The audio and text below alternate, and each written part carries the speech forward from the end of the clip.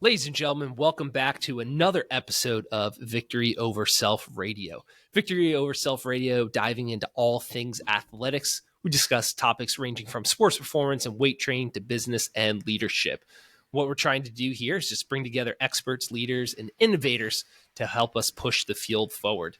On today's episode, we have somebody that I would absolutely call an innovator, I would call an expert, and somebody who's definitely pushing forward ideas. And I'm going to call him a torchbearer, as we'll kind of get into it. Somebody has since passed, but I truly feel that if Louis were still around, he would just be absolutely overjoyed with everything that our guest today, Michael Fahey, is doing with his athletes and spreading the good gospel and the message of conjugate. So like I said, our guest today is Michael Fahey of, just give him a Google there, tons of internet fame. But one of the big reasons we wanted to bring him on is what he is doing at his high school and with athletes, and how he has adopted the classic powerlifting conjugate method and all the wonderful things, and how he is training athletes, getting gains, and making improvements there. So when we heard about him, when we were seeing the content that he was out there and producing, heard him on a few podcasts, Ross Blair and I said, we have to have the guy on. And ladies and gentlemen, here he is. Welcome to the show, Michael Fahey. Coach, thank you so much for coming on. We are very grateful and really excited for this one. Yeah, thanks for having me. Awesome. So how things kind of typically work around here is one of us sort of find a guy, and then we'll listen to some stuff, and then we'll text each other in our group chat and say, like, this is the dude, this is the guy. And so that was Ross in this one. He had listened to your two-part podcast with Bird Sports Performance, which, by the way, were absolute Joe Rogan-esque marathons, but we loved it. We were excited. So I told my wife I'll be home around 8 p.m. tonight just so we could keep going, just as a heads up there. But have an IV ready. Yeah, no, perfect. Yeah. I took some Jack 3D to make sure I was ready for this one.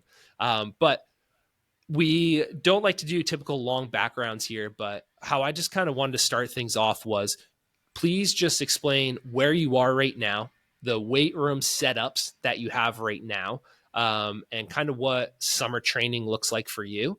And then we'll kind of just start digging into some other questions. Well, I'm in Tallahassee, Florida, which happens to be where I'm from. I've lived in a few other places over the last 15 or so years, but I'm back in Tally, North Florida, so it's super hot, extremely humid.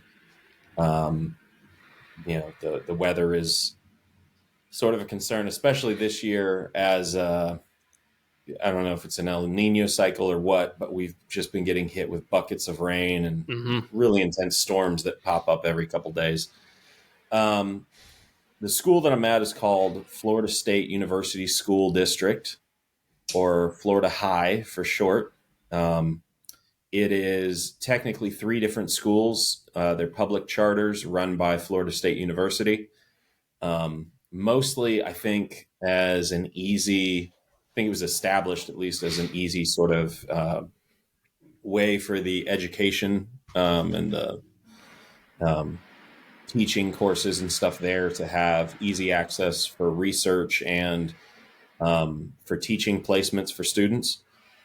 And it's kind of morphed and grown a little bit. It got too big to be housed on campus at Florida State, so it's a few miles down the road in a neighborhood called Southwood. It's a very, very nice area. We've got probably the best high school track facility in terms of our actual track, I think, because they just use like leftover materials from Florida State, I think, which Florida State has a really nice Banon surface track that's very fast. I don't know if our high school is the same material. Probably not, but it's still very, very nice, nice and cushiony compared to some of the other high schools around town. And that track is probably a quarter mile from our weight room, which our weight room is only about 1,400 square feet. It's very small. It has a big roll-up bay door that opens up to a small patio area. And then there's sort of an adjacent field. So when I got there almost 2 years ago now, I had been at another school that had plenty of space and had very little equipment. Getting to Florida High was almost the opposite. They had lots of equipment packed into a very, very small space. So we have about 10 racks in that 1,400 square feet. Wow. And additionally, they have 3 reverse hypers. They've got a big, dumbbell rack through the middle of the weight room. They had 5 sleds from Florida State football that had been donated. And they've got still a storage unit that has some other equipment, but they're trying to find space to basically set up a secondary weight room. When I got there, basically the football team, which is probably the best in our area, they had a lot of success, and they were largely the only team that used the weight facility. And primarily because a lot of coaches were off campus, a lot of the other teams didn't get into the weight room. So when I came over, I was actually tasked sort of with working mostly with the other sports that don't have the kind of size of staff to run their own weight program and don't have coaches who are,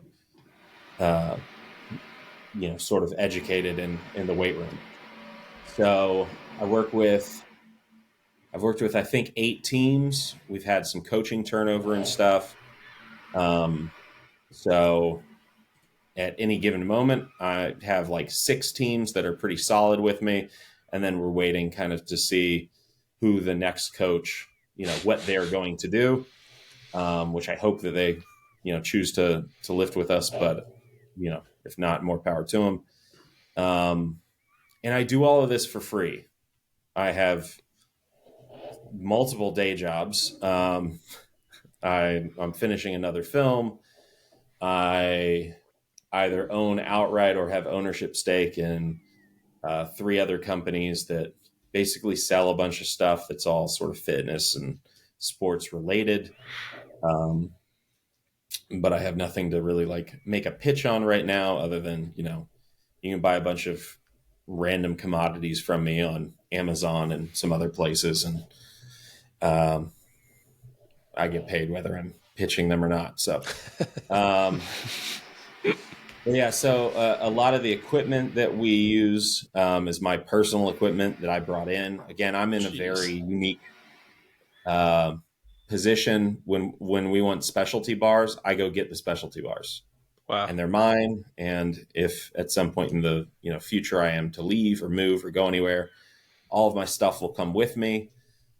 But when I want something for my kids, if I can at all afford it, like, if a 60-inch Ronin jump box goes on sale and it's late at night, that's going to get got.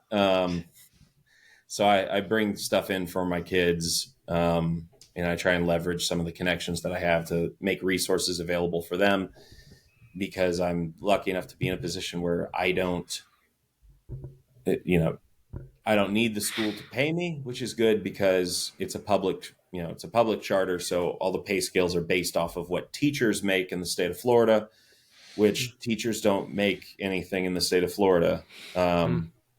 So I've been on other podcasts in the past where people talk about, they pay coaches a lot in Florida, and I have no idea what they're talking about. They pay coaches decently in like Georgia and Texas, to my knowledge. Correct. Florida, politicians tell you we're a low tax state, which means we are a low public servant salary state. Okay. Yeah. No, that was Beautiful. perfect. Super grateful for that answer, because hopefully for listeners, what comes across is if you're doing this for free, like you said you are, it's just passion. Like you truly love it. And so hopefully that's going to come out here. You're not doing it for other reasons that other people might be trying to do, like climb a ladder or whatever else. You described your weight room. So yeah. So we'll have an idea of the logistics, and then if you're purchasing, buying your own equipment, bringing stuff in, there's hefty reasons and purposes for that. It's not like you have this massive budget where you're kind of, able to spend it, you have to spend it type of thing. So we'll now that the table's kind of been set here, we'll pass over to Ross with some questions, and I'll give a fair warning of Ross is incredibly excited for this one and did a ton of research behind it.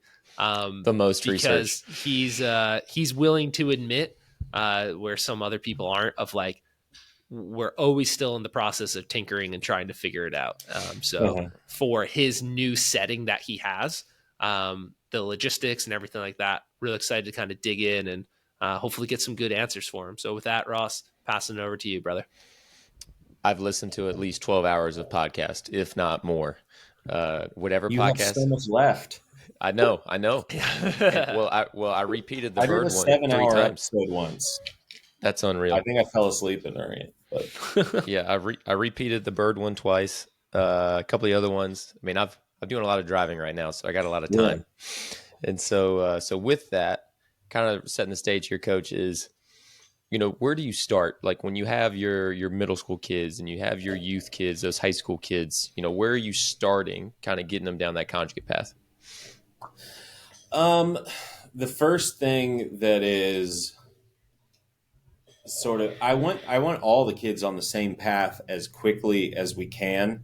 And the main impediment is it's not really their strength or their physical development. Is the child, like mature enough to conduct themselves in a reasonable manner and kind of fit in with the rest of the group.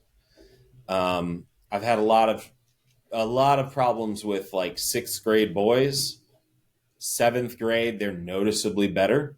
8th grade, generally they kind of fall in line pretty quickly. For girls, basically, like girls are much easier to coach than guys. They will largely just do whatever you ask of them. And especially the way that I coach, I don't like to, yell and sort of bark orders and stuff. I like to have conversations when possible. I'm 6'3" and 285 pounds, and I can be scary, like without trying. So I'm usually trying to sort of tone down and mute myself to make myself like relatively accessible to even, a very young new child. So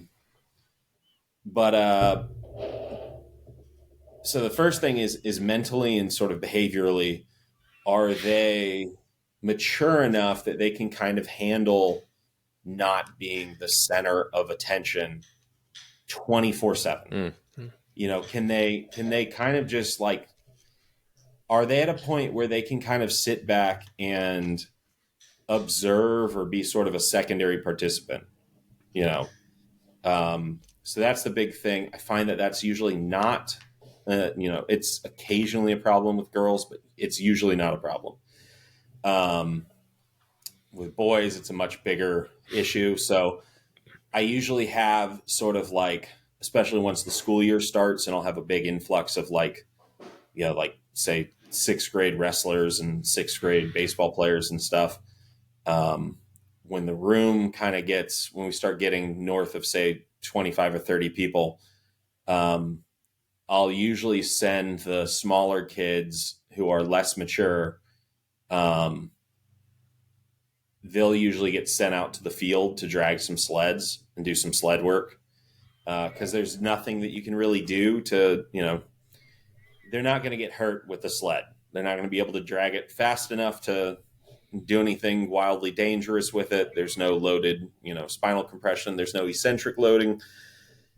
So sleds are phenomenal for anyone, but especially for younger kids. And because kids these days, and hopefully that's the only time that I use that kind of phrasing, kids these days don't have the level of GPP that, say, in the early 2000s, late 90s, when I was growing up, the parks were always populated.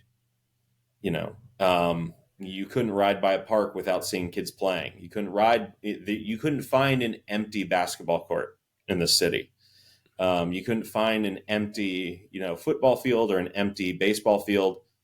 Nowadays, you get some kids who kind of get thrown to the wolves into travel ball systems and stuff and are probably doing way too much that's way too specific, way too often, year round.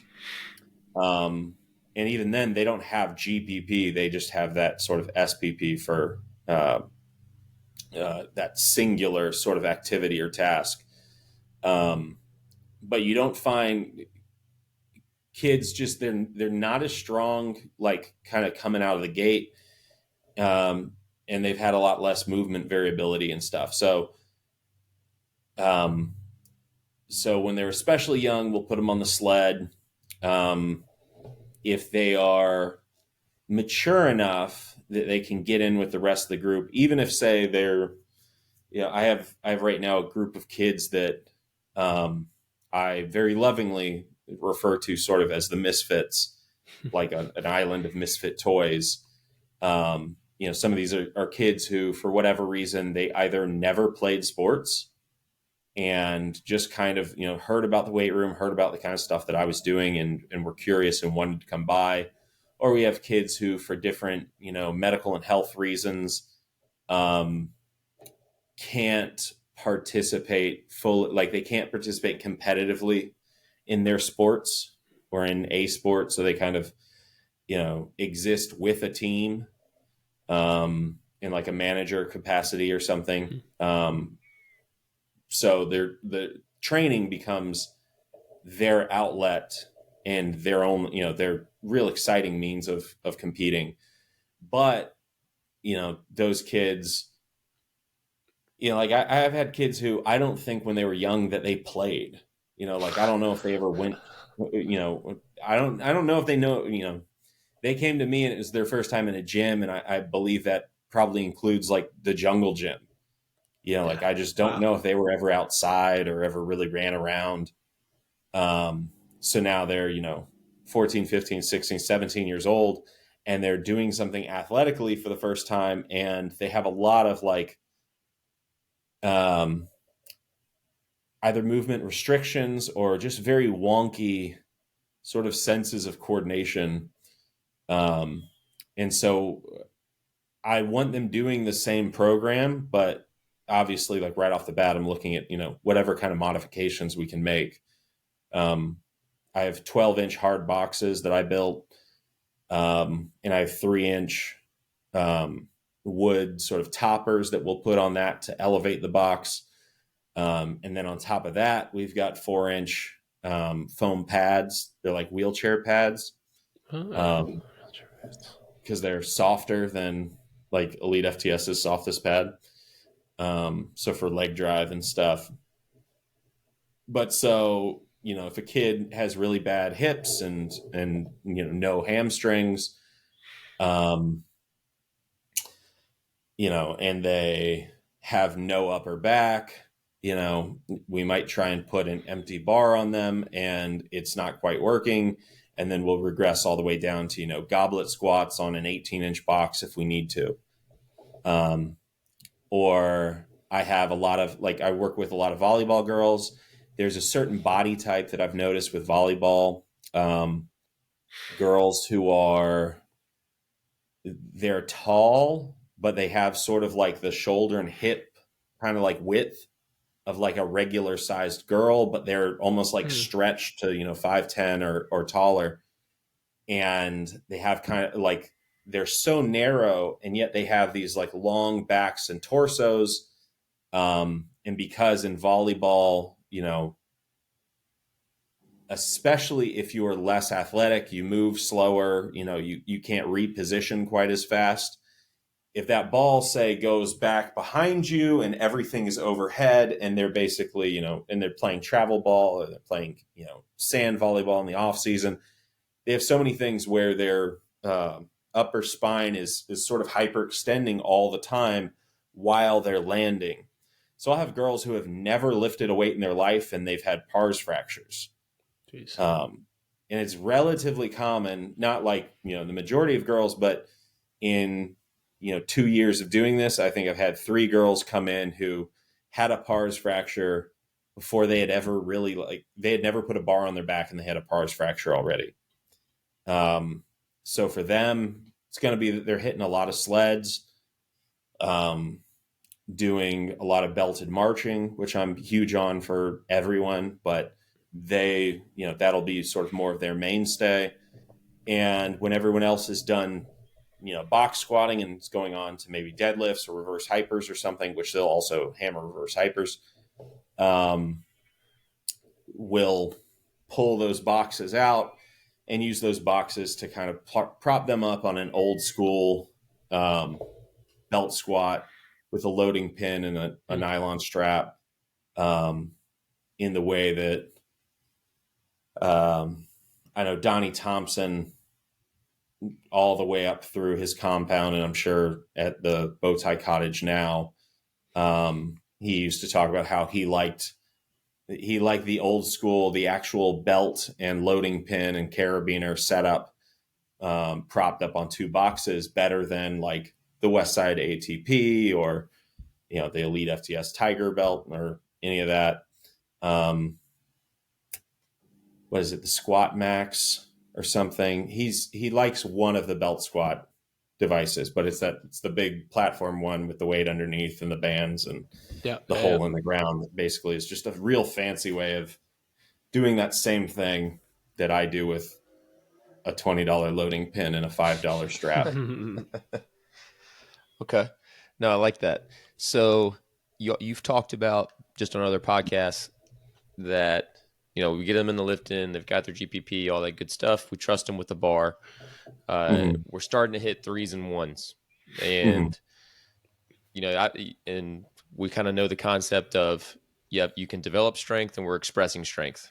We're kind of surfing both sides of those things. Some coaches are going to hit 5s and 3s, others are going to hit 3s and 1s. What's your thought process behind the 3s and 1s versus, say, 5s and 3s? Because you kind of get the different coaches, again, that at the younger level, they're going to say they might want 5s and 3s. And then as they get older, they might want 3s and 1s. But what's your thought process there? Well, so for the last month and a half, I've actually been doing something different.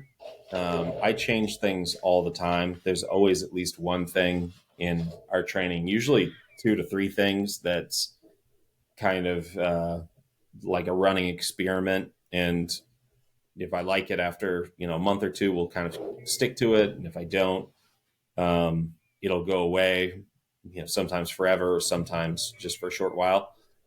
So when I was younger, I started on conjugate when I was like 14 years old. I was benching 100. We had 1.25 pound plates. So I benched 112.5 pounds. And 2.5 years later, I benched 370. I was squatting 87.5 pounds to a 12-inch box. And a few years later, I was squatting 500. Now, obviously, I got older. I grew a little, not that much vertically, mostly just I started putting on weight. But back then, we did very much a sort of Westside split, almost to a T. And on our max effort days, I would do like 8 reps with just the bar as my warm-up, and then 5 reps with 95, and then 3 reps with 135, and then 3 reps with 185, and 3. So I would just keep going up in 3s until I couldn't get 3s anymore.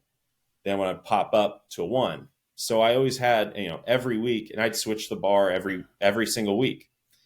But again, my dad was my coach. I had already met Louis Simmons. Dave Tate had done multiple seminars in my literal garage. So my background was a lot different than most people's, and my sort of like passive knowledge that I had acquired about all this was way higher. So conceptually, I could understand everything. I'm very big on, in everything that I do, because I do all these things that, like, on the surface look different to everyone. I do a lot of marketing work. I make movies and documentaries, which is just telling stories. And then the training, to me, in my head, these things all work the same way. It's all just dealing essentially with the fallout of time. A story is just putting into context what time does to a person.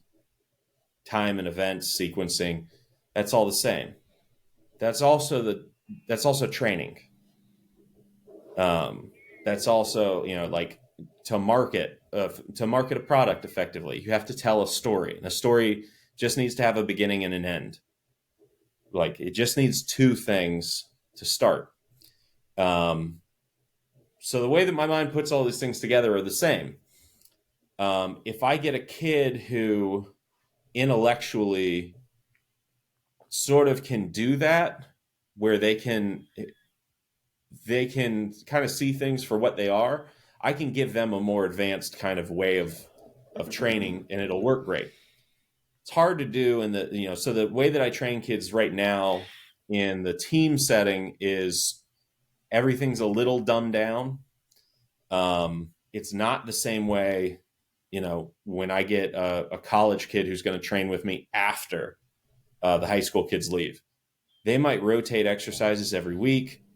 We might go run, and I look at what they're doing and I say, you need this.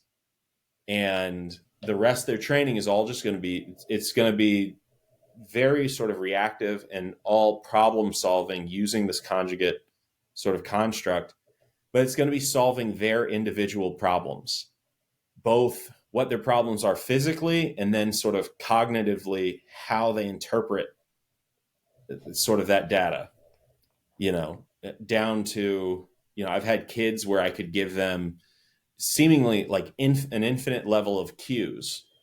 And, if I told them bring their elbow in, when they tweak their elbow in, it didn't affect anything up or down the chain.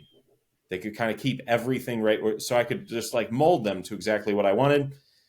And that kid would go from, say, a 225 bench to 5 weeks later, a 315 bench. But that wouldn't be every kid. Most kids, I give them one thing and I have to give them like one abstract kind of point, and watch them kind of try to and continue giving them an abstract point. And was that an internal cue? Yep. Where you're trying to like feel something or trying to direct their intent in this sort of nebulous abstract terminology, that you have to find like the right thing that keeps everything that you want sort of in order, keeps it in that order, and gets the kid to kind of align all towards the same directive. Because if you try and say, like you need to push longer through the ground, or you need to get more forward on your toes when you jump, or you roll off the front of that foot, they're going to completely lose all sense of like what their knees or their hips or their upper body is doing. Their heads, they're going to be down looking at their toes the whole time. So instead of giving them these sort of micro adjustments that way, I would say, you need to drive longer through the floor. You need to just push harder. And, they're going to push hard. That also takes me to anyone who has a force plate, stop caring at all about jump height. Start just telling the kid to get a higher, wattage or power number. The kid will jump entirely different because they're not thinking about getting up off the ground. They're just thinking about translating force through the ground, which is ultimately what you want. And that's ultimately going to give you the better adaptation. And I wish I had a force plate strictly for that. I would never, ever, ever tell the kid about jump height at all. I would just, how much is going through the floor.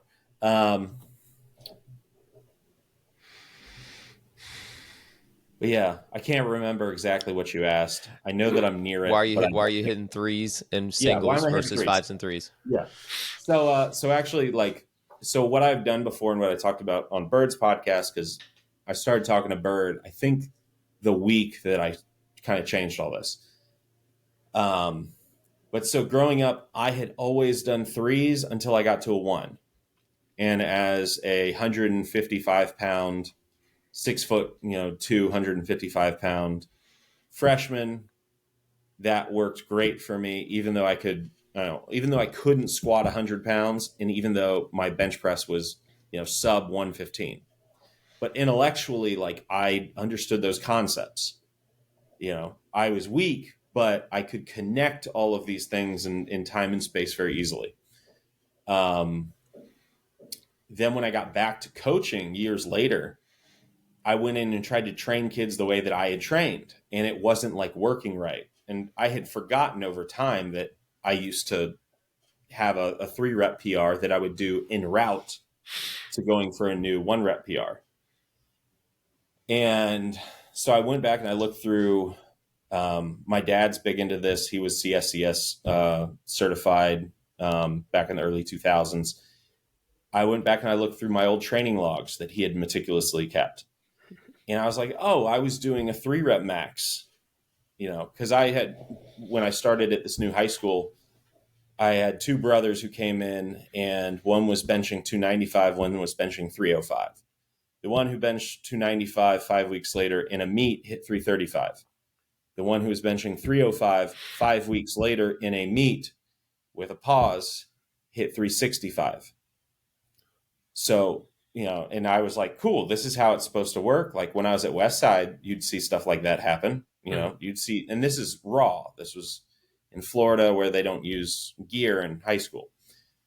But you would see stuff like that. Like, I didn't lift for about 6 months, like period. And then I benched 405 for the first time. And all I did in between was watch Dave Hoff bench every single day on in beautiful 4.6K on my computer, and watch Jason Coker, and just seeing this imprinting over and over and over again. When I went back and benched, my technique was better, because conceptually I was like confronted with this thing every day. And ultimately your mind doesn't understand, like your body feels what it's doing. The adaptations come from your mind interpreting what it's doing. Your brain is what's sending all those signals back to the rest of your body to make adaptations. So theoretically, at least, if you can conceptualize something so deeply, you get to a point where the brain can't tell the difference between what's happened versus what you thought, which is almost like a dreamlike sort of state. And that's why dreams are so vivid, and you run and get tangled up in your sheets and stuff. It's because your brain, whatever your brain perceives, that's what your body also feels. But so anyways, I started to realize, wow, most kids are not like me in that sense.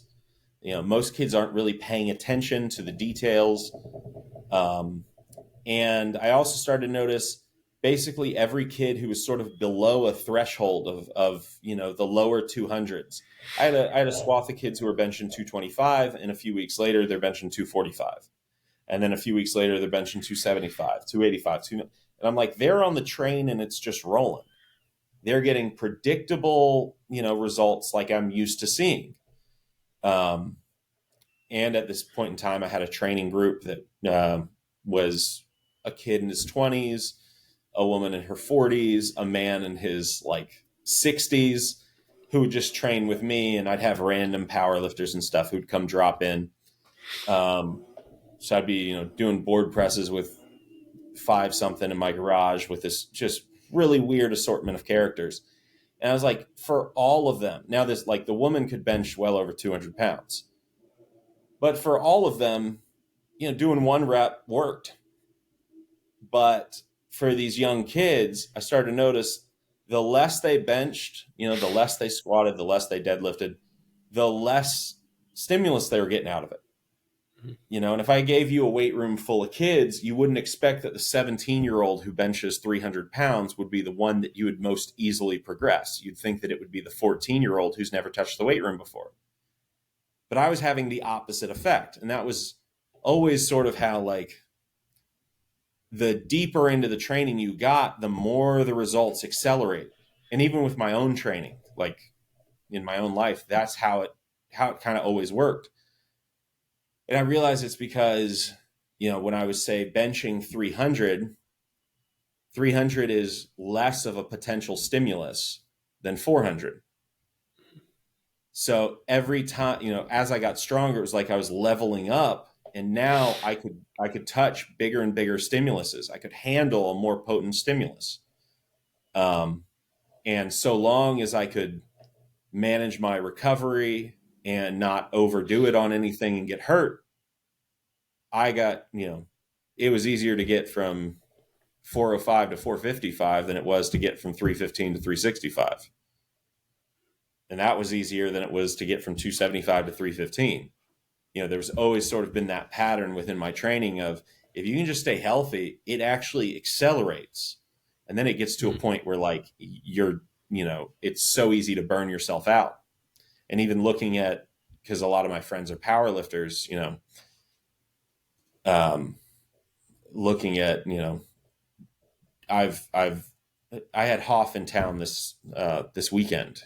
We were hanging out, and, to watch him train, I've seen him go, from mid 11s, where, like, that's a struggle, to smoking, 1,300 pounds. Like, it doesn't take that long. The problem is that his stimuluses are so big that it's it's balancing sort of on a knife's edge of, It's very easy for him to overcook himself and overdo it. These kids were the opposite, though. These young kids, I realized, like, what do you do when a kid is too weak, basically, to access stimulus that's going to give him, like, that kind of neurological response? That's what I was looking for, was, like, beyond just giving them more hypertrophy, because that's a very slow road. And I'm impatient. I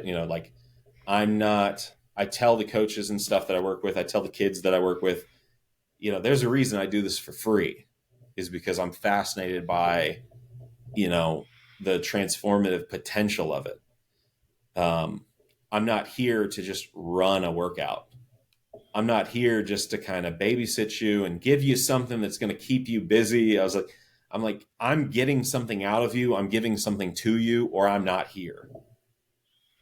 I can, if it wasn't about getting stronger, getting faster, jumping higher, throwing harder, swinging faster, if it wasn't about those things, I could make a ton of money if I just put these same, intellectual resources into just pursuing money.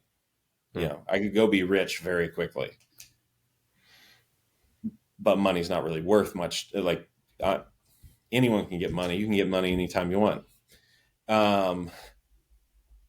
But getting strength, getting speed, that kind of thing that you can only, like, unlock and earn, that's what excites me. Building things is what excites me, and building people is more exciting to me than building anything else or putting movies together or whatnot.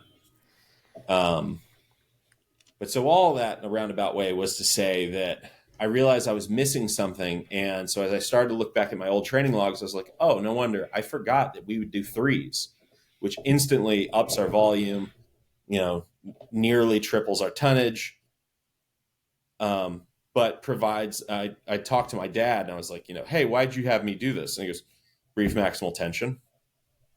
Now, in the last few years, like, Jared Bidney has, spoken a ton about brief maximal tension. And I'm lucky enough that, Jared's one of the guys that I know and have access to. But so I started looking at what Jared was doing, because I was already I'd been to Jared's facility. I'd been to Explosive Mechanics in Peachtree City. So these were all, it was just connecting dots that I had connected in the past, and then I'd kind of forgotten about as I just progressed in my own training. I didn't need those dots anymore. I was at the point where I was going, I'm going to do a warm-up set, and then I'm literally going to do a single with 135, a single with 225, a single with 315, a single with, I'm going to jump a plate and just do a single each time. I didn't need that anymore. But when I started working out with younger kids again, they need, their top set, their peak output wasn't high enough to cause the kind of stress and fatigue that they needed to get the same stimulus. So the answer for them is we have to kind of pre-fatigue them, in that 3 to 5 rep range, to get that brief maximal tension response on that sort of last rep or two where they're actually grinding it out. And then again, the crazy thing is that, and my kids see this with me. I did board press with them yesterday. Now they were doing sets of 3. I was like, I'm just going to work up to a single. And they saw me 2 weeks ago after not working out basically for, my daughter's 8 months old. After not working out for 8 months, they saw me hit a couple of reps with 405. The next week, hit a couple of reps with 455. The next week, 500. The next week, 505. And every time I'm going, I could go 600 like right now. But like I could make that jump, but I wouldn't be able to control it and kind of keep it in line. And I talk to the kids all the time about those same sort of concepts of like, once we get you strong enough, I won't care about your 3 rep anymore. I'll just, hey man, we're just going to try and, if you're squatting 600 pounds, which I've had kids do on a safety squat bar before,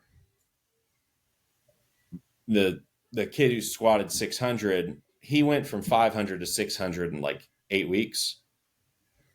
And there was a spring football season in the middle of that, but those single reps were becoming such a large stimulus for him that it didn't matter that he wasn't getting all that same volume that some of the other kids were. He was suddenly able to access such an efficient neurological stimulus that would do so much for him that it was, then it became, well, now your form has to really be on point. And now, now we have to stop because your legs may still be, you may have gone from 500-pound legs to 700-pound legs in 2 months, but your back only went from a 500-pound back to a 600-pound back. So now we've got to deal with like the different rates of adaptation and fallout within, you as one organism.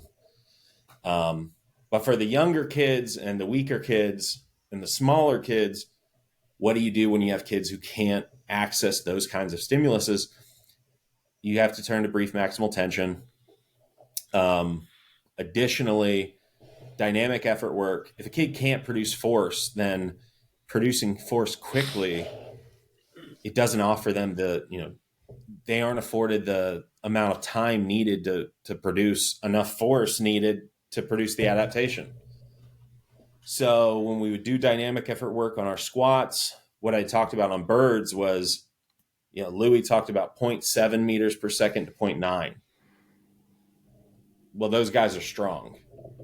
And the idea there was basically that you're squatting at roughly a third of what you could jump at, the speed that you could jump at.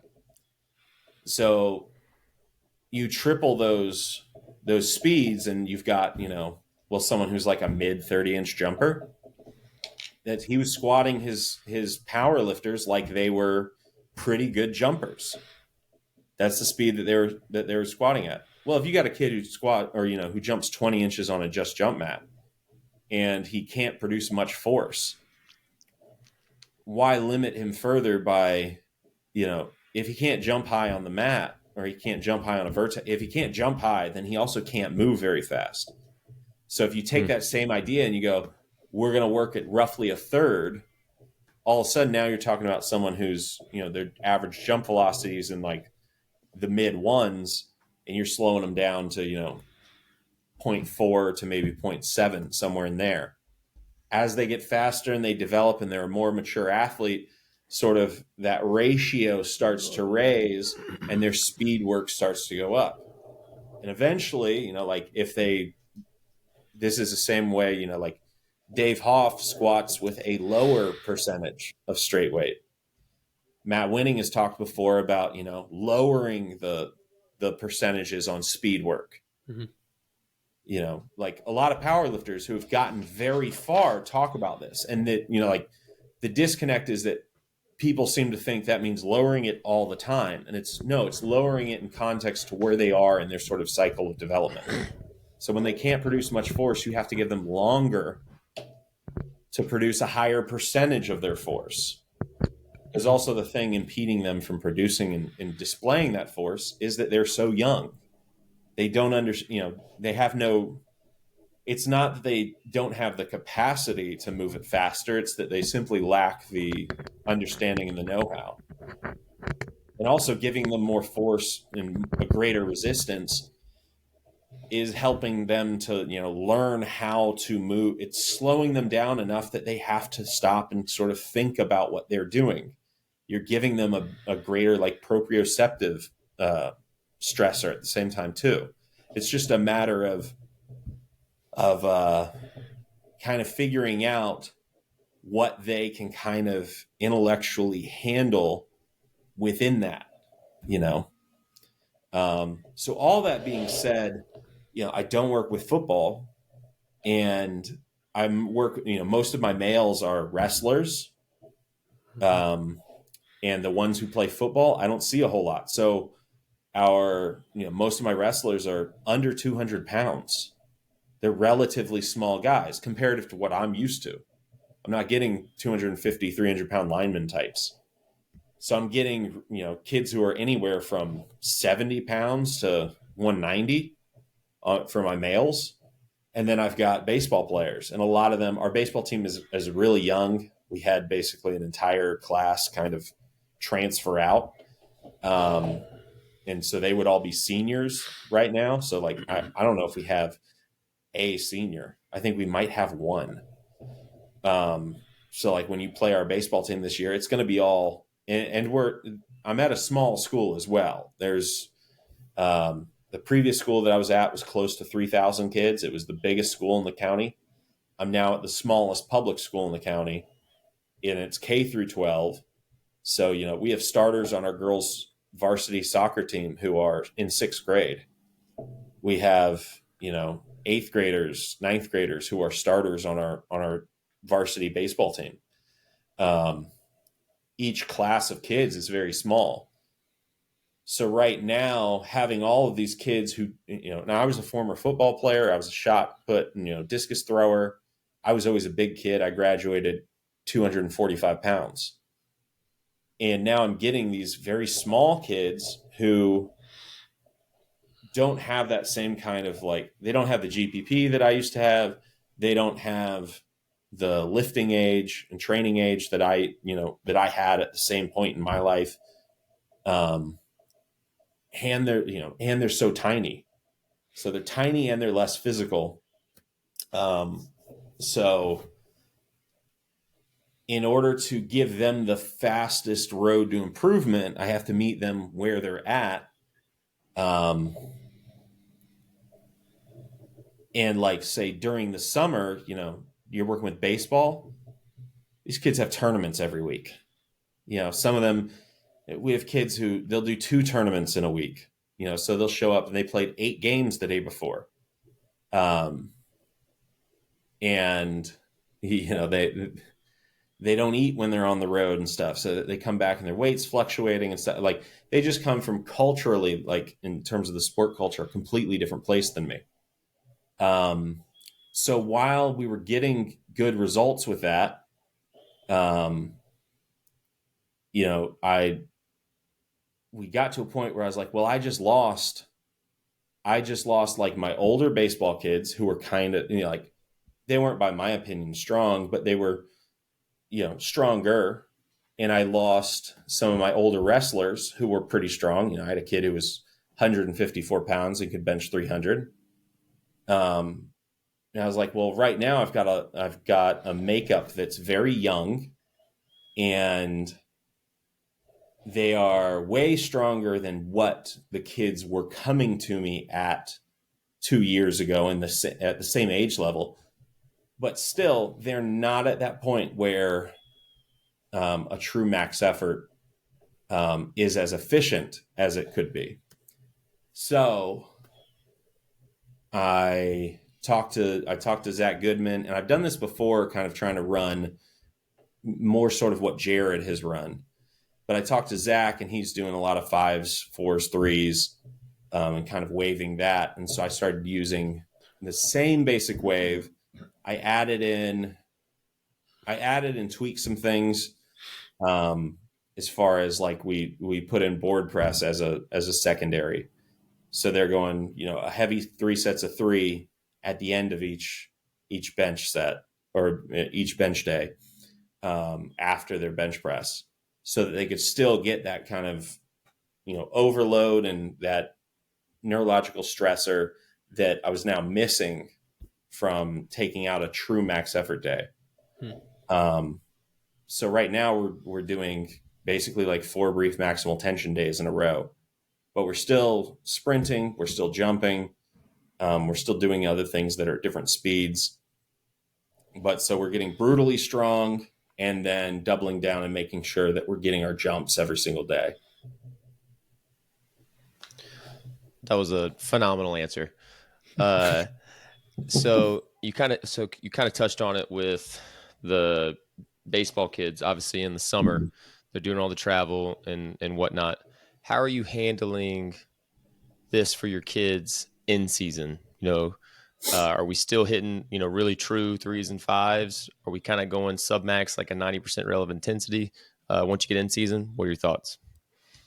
My thoughts are basically these kids are never really out of season. And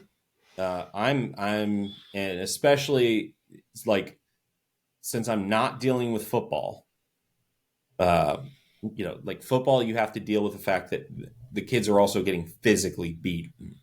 Like they're getting in car wrecks willfully, 4 days a week. So you have to pull back significantly for football. For wrestling, we're going to lift pretty hard. Like the whole thing is, we've built this enormous base of GPP. We don't want to give it up. So they can get pretty deep into their season before we have to start pulling things back. And because we're jumping every day and I'm monitoring those jumps every day, when I start to see their jumps as a team starting to crash, or even just as an individual player, I'm going to, if I see like, hey, you've had like, if you've had one awful day or you've had a few days that are kind of, you're usually jumping 30 and you come in jumping 25, like, okay, we're going to pull this way back. I'm going to cut everything in half. I'm going to tell you like, okay, instead of doing 5 sets today, you're going to do 3. And, I might tell them like, hey, don't worry about your assigned number or whatever today. Like go way under, or just move on to your reverse hypers. Go do sled instead. But, with baseball, they play more during the summer than they do during the spring. So why would I back off? Additionally, I have radar guns, and I'll time their swing and their velocity off the tee, or their throwing velocity a lot at the end of workouts. The kids who get in late, they're not as fast. Their velo's down. The kids who are there, grinding through the whole workout, their velos are higher than on days where they didn't work out at all. There's been studies done, if you had a heavy workout in the morning, you run better in the afternoon. You might not run better immediately after, but you run better. If you worked out that morning, you might be faster in the afternoon, pending the distance. So, but a short distance, you're going to be faster accelerating. You're going to be potentiated from that workout earlier. So if you got a game at 7 and we're supposed to lift at 2, like I might cut the volume down on the accessories, but I want the main thing to go heavy because I want you to hit a bomb that night.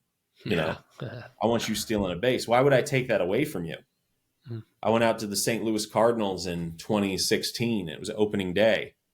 It was the same thing. They were maxing It's opening day and they're doing a lower body max, 3-4 hours before the game. Like, why? These kids are younger. They're essentially, from a hormonal standpoint, they're recovering as though they were on steroids. So why would, and they're not that strong. So why would I take that away? Especially for a game like baseball, like they're going to sit in the dugout for half the game. The other half, they're basically, the pitcher's going to be working, but the rest of them are just going to be standing there. No, it's perfect. I really like, so the main sport I work with is hockey. And I like how you mentioned with football, they're getting, how'd you word it? They're dying is basically how you worded it, right?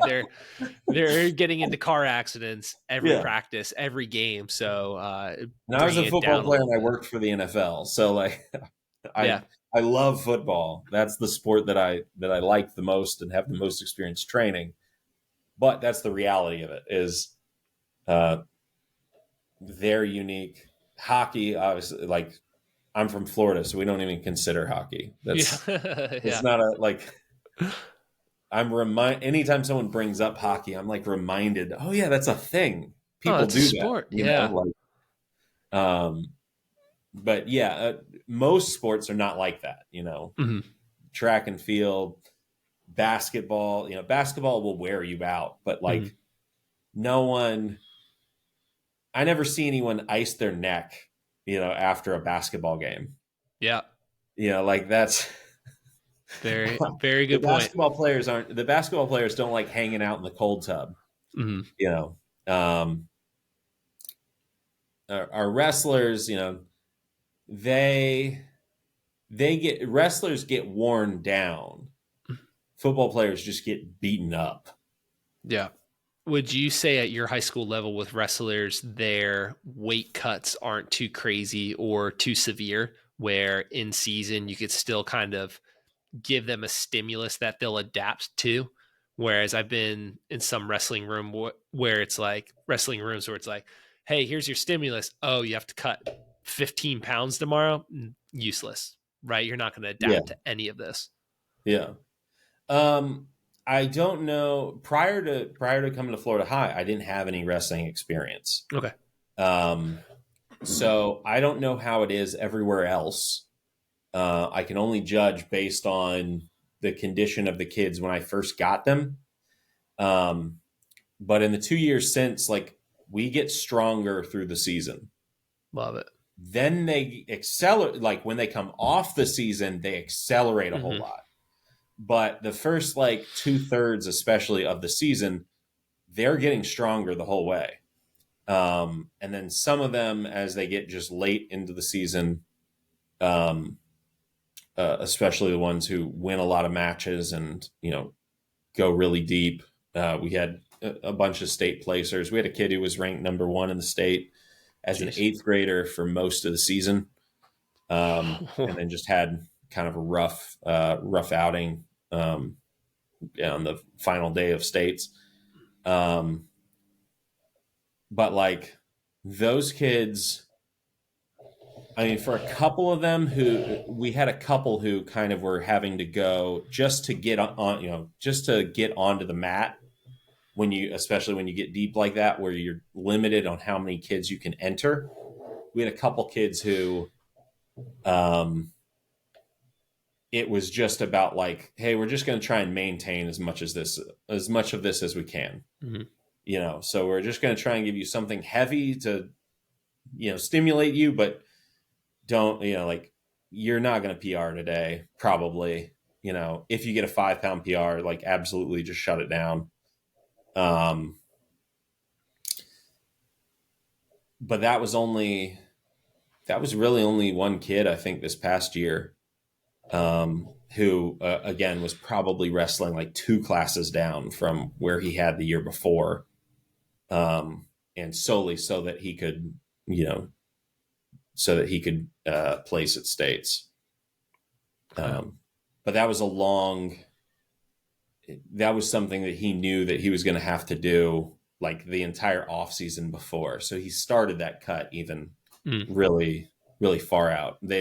You have to weigh in, I think, like weekly. for a certain amount of time, and your weight can never fluctuate up or down. If you go up too high, then you automatically bump up. Yeah. Like even if you're not wrestling. So like if you're just in between things, you end up bumping up. But yeah, I think I answered that. No, that was great. Just out of pure curiosity, wanted to hear kind of your opinion on wrestlers and everything like that.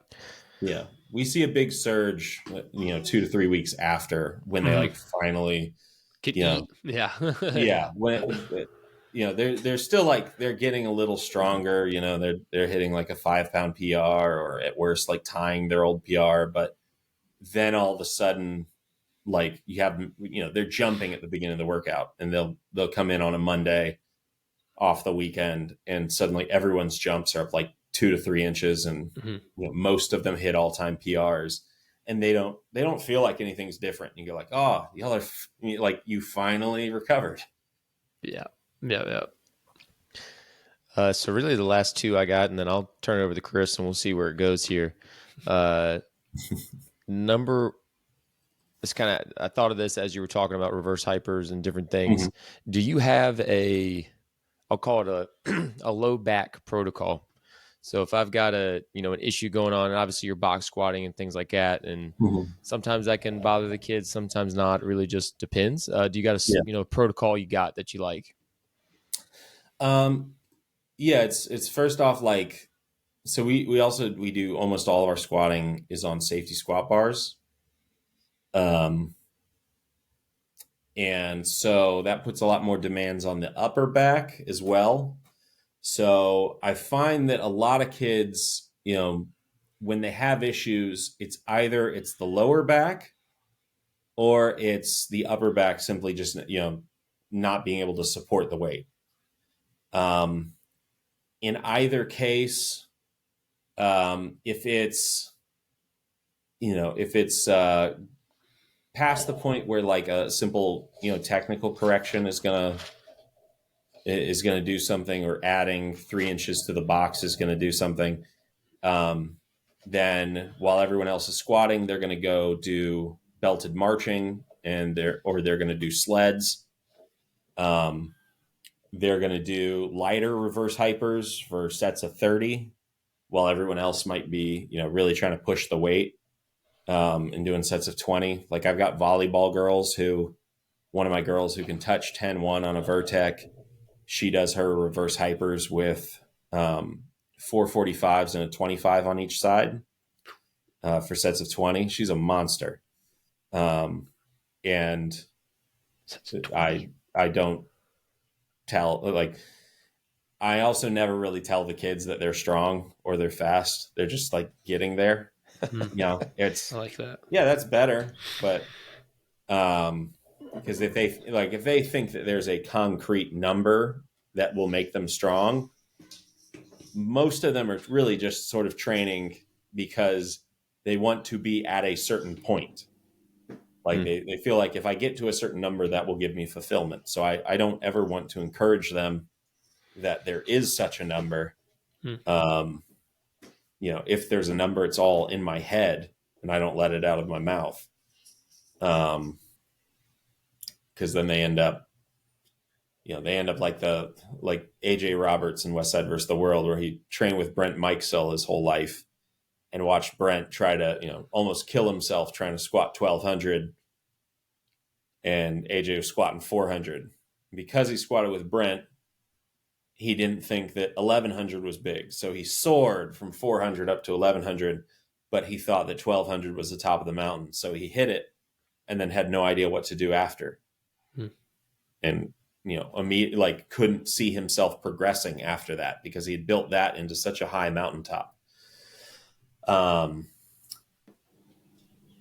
yeah, so when someone's got a hurt lower back, they're going to do more sets and more reps of reverse hypers at a lower intensity. They're going to do more sled dragging, usually at a lower intensity. Everything's going to be about getting, blood flow. Most lower back issues they linger because when you look at a medical chart, all of that white and gray tissue is white and gray because it doesn't get much blood flow.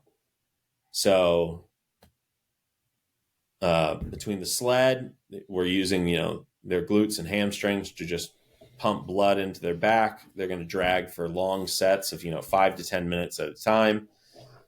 They're going to do long sets of reverse hypers, at least 30 reps at a time, low weight.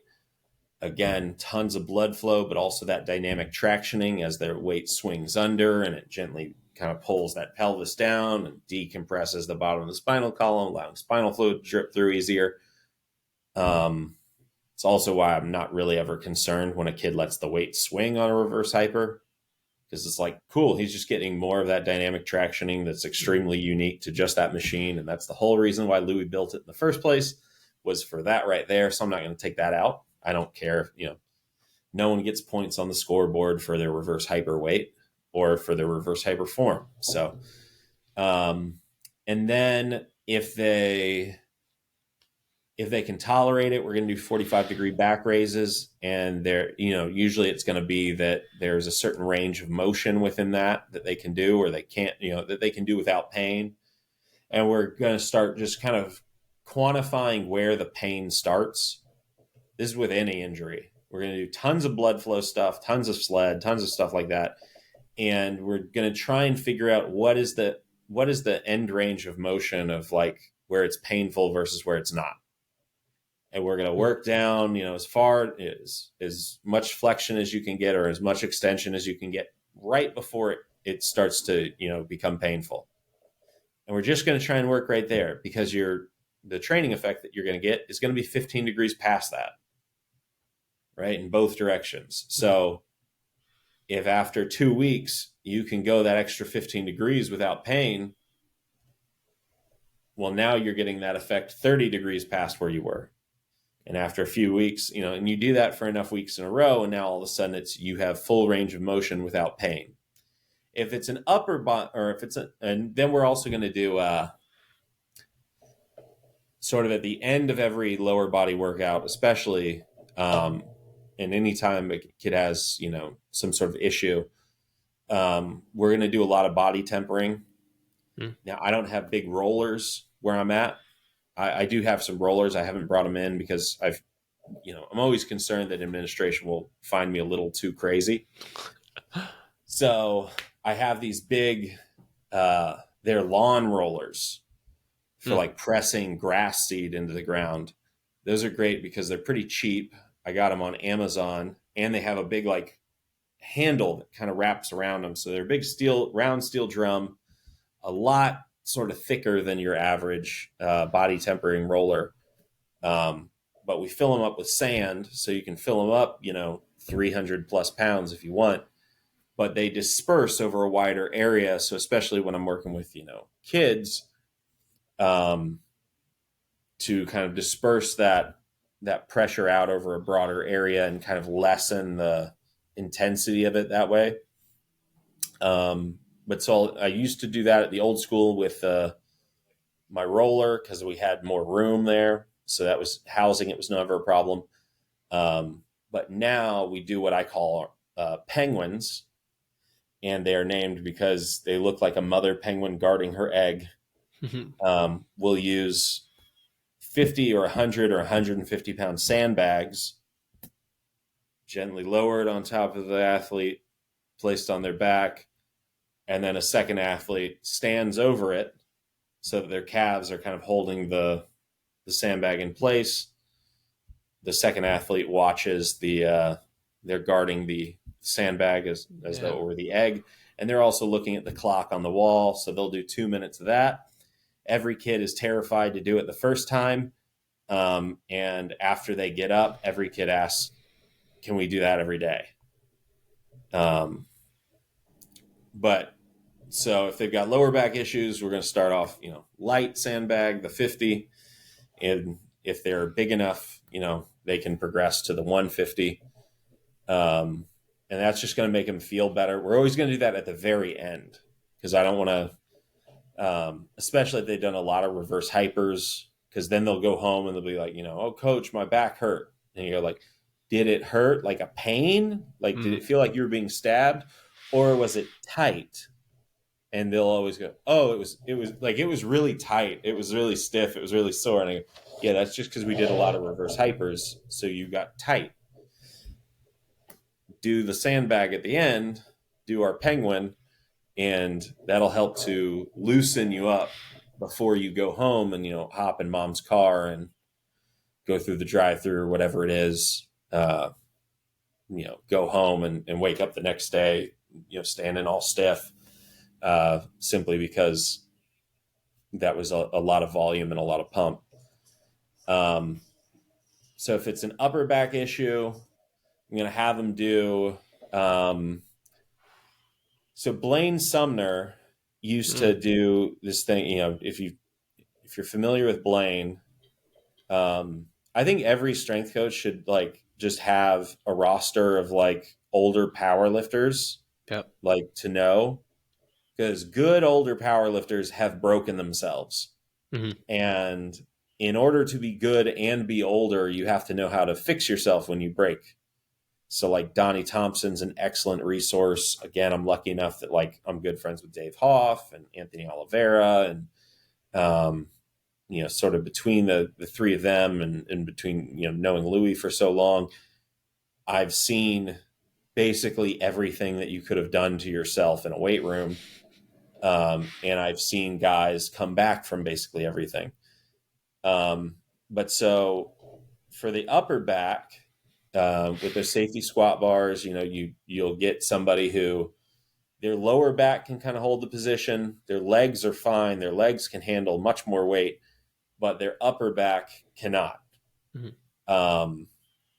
So they feel kind of compressed or crunched, because they just lose that sort of upper arch.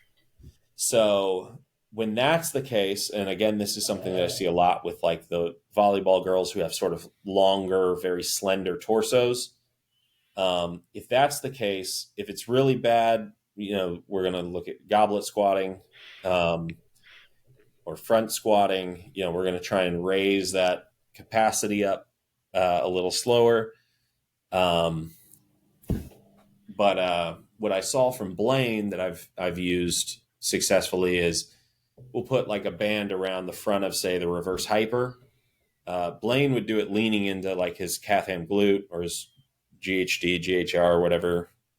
I've known about these things since the 90s, and we called them calf ham glutes back then. But he'll put that safety squat bar on, and he'll kind of lean over the pad and just kind of arch and round his upper back. And that's, especially when you're squatting with younger kids with a safety squat bar, that's what they're going to have trouble with, is that especially when they sit down on the box, they lose tension, they kind of look down, and as soon as they do that, the bar starts to roll forward on them and kind of, bends them over. So first thing we want to do is explain to them that we need to keep our head up and kind of be driving back with our neck and our chest up. We tell them, if you were in an opera hall or something, you want somebody in the balcony to be able to see the logo on your shirt. You want to be fighting back against that bar the whole way. Don't let up on it. Don't look down when you go down. The box is there. The boxes are plenty big. We cock them 45 degrees. So they're like a diamond. So it's right up on the kids' heels as they squat. I have a cat that's getting too close to the frame here. So if a technical correction doesn't help it, or they're still sore, we're going to do a penguin at the end, sort of more on that upper back. And that's going to leave them at least feeling good. But ultimately we need to raise that upper back's capacity. So two of the things that we'll do are to put we use a lot of Black Monster mini bands. So most of them are not big enough that the calf ham glute thing works the same for them. But if we stand them straight up at the reverse hyper, and again, I'll take those 3-inch boxes and stack those to get them to the right point to where basically that pad is sort of at the bottom of the rib cage. Have them loop the band from the handles back over their neck, and they'll round forward and arch up, working just that, trying to segment their spine just to that upper back, which is also a fun thing because even though I'm gigantic compared to all these kids and I'm old, I can segment my spine, pretty well. I'm from Tallahassee, so I grew up. I'm the same age, but T-Pain was always doing that dance where he'd do all that with the neck thing. But so I'm of an age group that's done that before, and I'll realize that even the athletic looking girls can't segment their spine. But so we'll do that either with the band pulling them forward, or just have them stand in place and with an empty safety squat bar, again, for a lot of reps, trying to build volume. And I find that after 2 to 3 weeks of that all of a sudden their backs can handle significantly more. And they usually don't catch up fully to their legs, but they catch up enough that, squatting becomes workable and accessible. I like that. Yeah. All right, I'm going to shift gears a little bit on you. All right. So a big reason why I'm very interested in what you do and kind of how you blend it all in is because you're still always talking about jumping and sprinting and putting it in the program, where sometimes the coaches aren't, and we're just talking about lifting and we're not doing the other things that we need to do with it in there. So with your sprinting, what are you chasing first? Because we do a bunch of sprinting, got all the segments, all that good stuff. Are you chasing a specific segment first? So like, for example, okay, we want the 0 to 10 to be great. Then we're going to work on the fly, or do we want to pursue the fly first? And then we're 0, whatever. And then if you could lead off, how do you start them? Are you doing a 3-point? Are you just standing there? Are you doing a lead? How do you start the sprint? Because personally, I do a lead just because I can run 1,000 kids through it. And we do a 2.5 foot start now because I've done both a hand start and the 2.5 foot lead, and the times kind of wash in terms of whether it's faster or slower. So I'm just going with the 2.5, and that's what I go with. But yeah, if you've got, I don't know if you got a segment you specifically push first that you try to do, or we're just sprinting the sprint and we're going to see what we get. So I look at everything as number one, we lift because that's what you have to do to get faster. If you go into my weight room right now, there are no bench records. There are no squat records. I know all that stuff, and the kids know all that stuff, certainly. I track all that stuff. But if you look on the whiteboard, there's a list of the guys who run 20 plus and the girls who run 18 plus. There's, and my weight room is very small right now, so there's not a whole lot of room for many lists, but occasionally there's a list, taped up of girls who have jumped like 25 plus and guys who have jumped 30 plus, or guys who've jumped 36 plus. I give out shirts if you hit 36 plus on the Just Jump mat, though we don't use the Just Jump mats anymore, so it doesn't really matter. So the sprinting and the jumping is how I know that everything else is working, and that's ultimately what we're chasing. Making people stronger is easy. It's stupid easy. And by extension, making them jump higher and run faster is easy.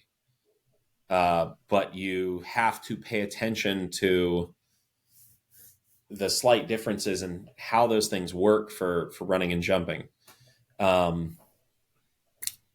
we do a ton of. Coach, can I just interrupt? Yeah. Sorry, I totally ruined your train of thought and interrupted, Yeah. but I have to know, how did you get here? Okay, you are powerlifting background, right? Obviously, play sports and all that. Okay, well, highly Football trained, player, thrower, highly trained in it and educated. Yeah. How did you get down this route of, in your weight room, you don't have the Westside PR board of bench, squat, deadlift, but you have performance indicators of sprints and jumps? Were you always that way? Was there a shift for you? Like, how is it that you're talking about what you're talking about? Because personally, I wasn't expecting that, right? Westside versus the world guy. I'm expecting, here's our squat numbers. You just need to increase your squat. And then, well, did you ever talk to Louis when you went to Westside? Oh yeah. All the time. What did you talk to Louis about? Yeah. So how can I make all my hockey players faster? Track. Yeah. Yeah. He loved track and wrestling, MMA, things like that. Yeah. Yeah. But yeah, how did you get here? Right? Why do you have this perspective and other coaches may not? I think a lot of that, again, it goes back to, number one, circumstantially, that I had access to all of this stuff very young. Okay. So like, I say all the time, like, conjugate is my native tongue. Yeah. And conjugate really it's so broad and it's so expansive. Everything else exists within conjugate. Conjugate is the toolbox. Or it's bigger than a conjugate, or bigger than a toolbox. Conjugate's like going to Ace Hardware. It's the whole damn store. Other people fight about, which item on which aisle does the most things and does whatever best. But it's really, like, it's this whole idea of, you have some basic tools that almost every job requires that you lean on. Like, if you're a construction worker, like, every job you either need, a hammer or a drill. Like, you've got you're putting a screw or a nail into something. So like, there's, endless arrays and variation of how you solve the problem beyond that. But the tools at the center of it are relatively the same. I've talked to Jamaican sprint coaches before. Like, when you look at the people who are the best at sprinting, the people who are the best at lifting, the people who are the best at jumping, strip away a lot of the language is just semantics, and it's completely arbitrary. We create these constructs that like lock us into a way of thinking, and they're not real. Like, if something works in multiply powerlifting, it also works in track and field. If it works in sprinting, it works in jumping, it works in lifting. It all has to work the same. Ultimately, like, for sprinting, like, from step one, think about how long the ground contact is for your first step. It's also like, the framework that I have is that, again, everything exists within time. And speed is just an expression of time. You can't have speed without time. And it's like, this gets into a lot more than lifting, but you need to have a lot of people, they get locked into thinking that if I say strength, that I mean a squat. A squat's telling me what's happening at the hip, the knee, and through your back. Great. But if I go to a hitting coach, what's the hitting coach gonna look at first? Where's the bat? It's the bat that hits the ball. Everything else is up the chain. So the first thing that a hitting coach is going to do is manipulate how the bat contacts the ball. When I see people talk online about, like, oh, well, so-and-so is strong, but they're slow. Guess what? They're not strong. They couldn't be strong. If they were strong, they would be fast because fast people are strong. They are strong, like fast people are strong at the point of impact. That's where the strength is going to translate best, right? And fastest. You know, your deformation, reformation. So if you get locked into only analyzing strength as, say, a squat, now my best squatters are also my fastest kids. And when I say best, I mean in a relative sense. My fastest girl who runs 19.7 miles per hour with a short lead in, and broad jumps 8.9. Wow. Yeah. She's a sophomore. She weighs 115 pounds. Freak. She, with a safety squat bar, squats 226 for 4. Oh, holy. Okay. So, you know, that's with a safety squat bar. So convert that to a regular bar. We're talking, you know, an extra maybe 5 to 15%. So well over 2 times body weight. 2 times body weight easily for reps. And she's my fastest girl. My next fastest girl weighs 120 pounds, squats the same, and runs half a mile an hour slower. And you can follow that down. If I just ranked my girls in order of their relative squat, that's how fast they are. Where my rankings will differ from everyone else is every single day those kids are ending their workout with heavy loaded carries on upper body days, wide stance marching or sled drags on their lower body days. Why wide stance marches and heavy wide stance marches. We're using a loading pin, again, that same belt squat setup, where those 45s are stacked up in between your calves. If you took a wide stance and then you tried to march, you can't march with very high knees. Because you'll fall over. And because of that, you're also going to shift forward on your foot. So you're going to be on the ball and toes of your foot the whole time. You're going to be working your foot, your ankle, your calf the whole time.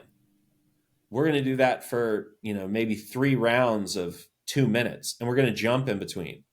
But so if you're doing that twice a week, I mean, the majority of our volume is dedicated to our foot, ankle, and calf. Everyone else talks about strength above the knee only, and where you don't run on your knees. You know, not even Oscar Pistorius ran on his knees.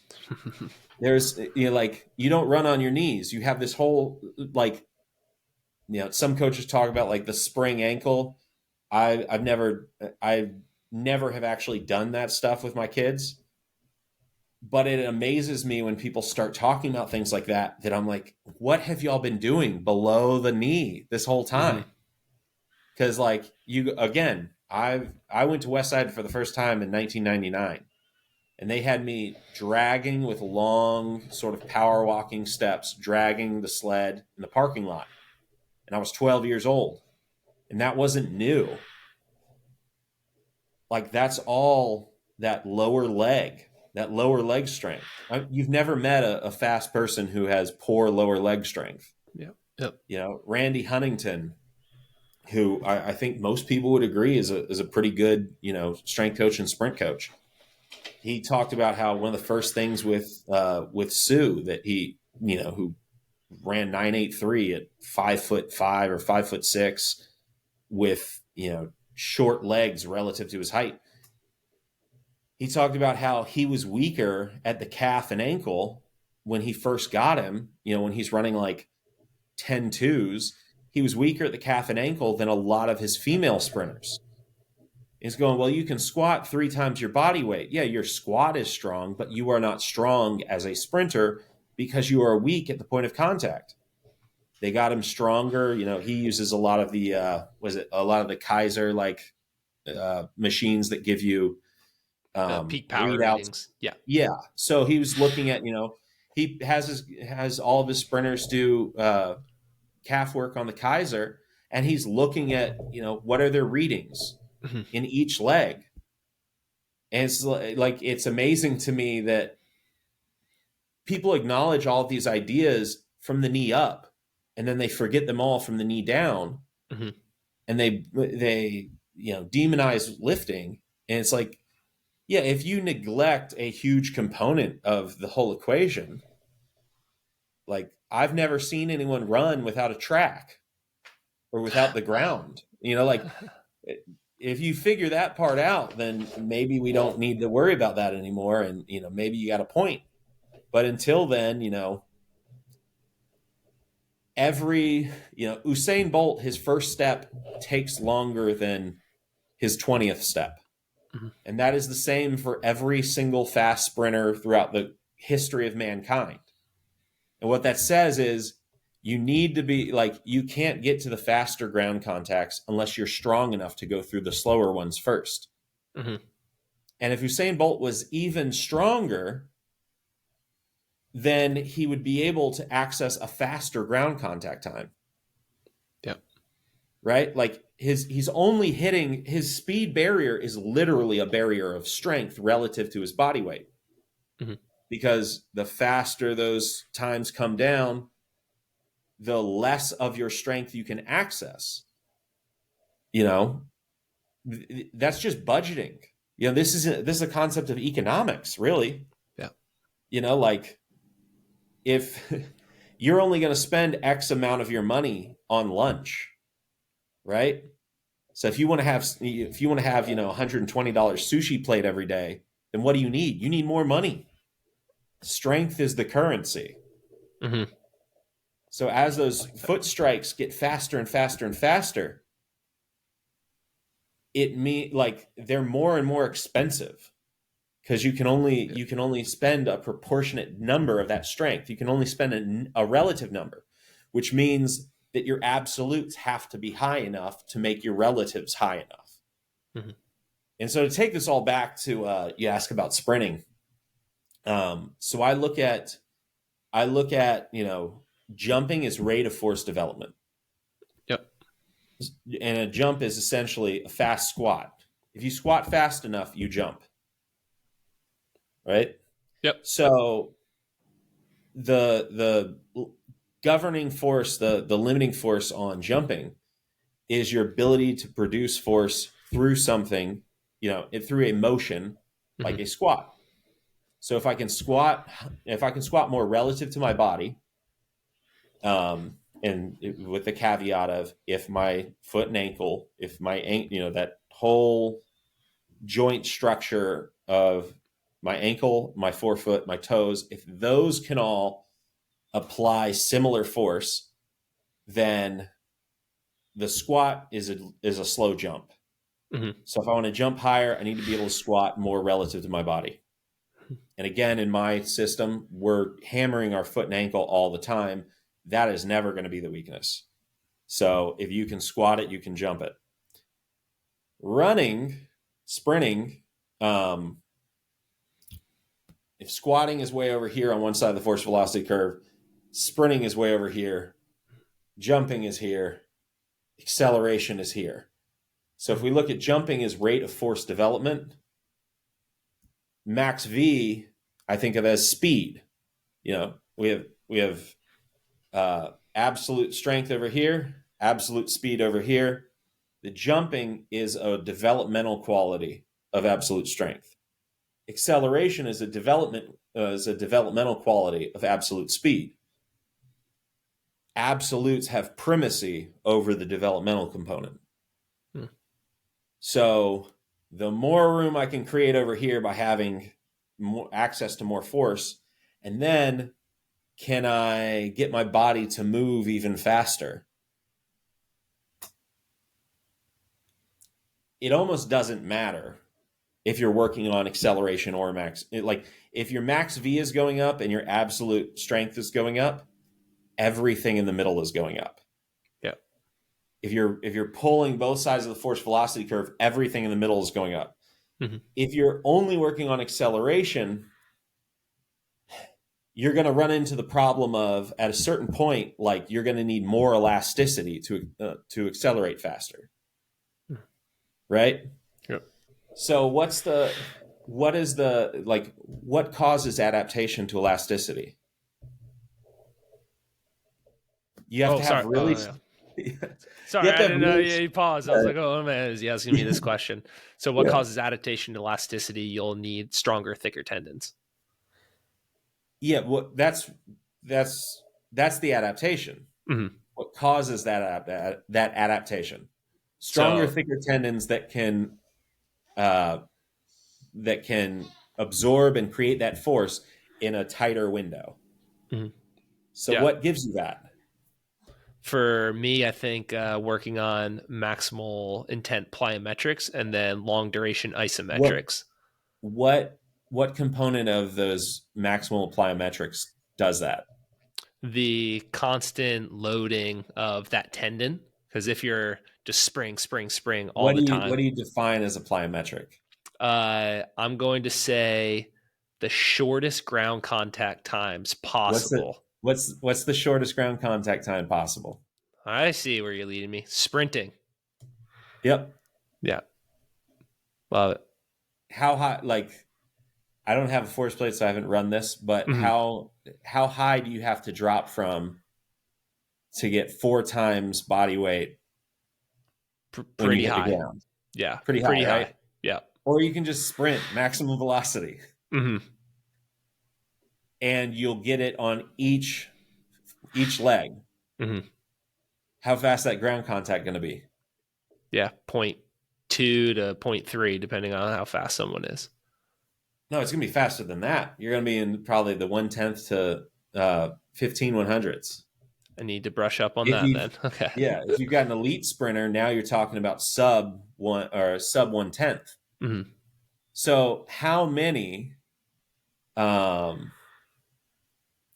many plyometrics do you really know of where you can have that ground contact time under 2/10? Yeah, not many at all. Not many. You have to have a pretty strong person just to do that, just to technically.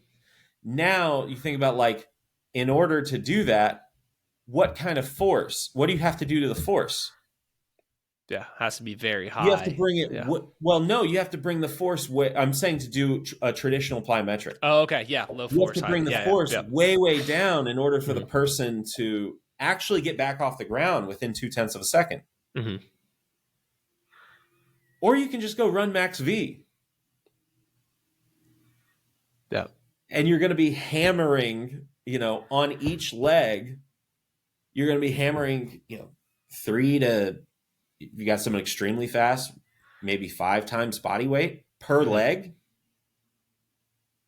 If they run essentially a 40, let's say the first 5 to 10 yards are not max V, but that's going to give you maybe 15 more steps. Let's say 12 more steps where you're within that range of it being, a plyometric. So you're getting about 6 reps in a couple seconds at an intensity level far beyond what you could do in plyometrics. Mm-hmm. As people traditionally do them.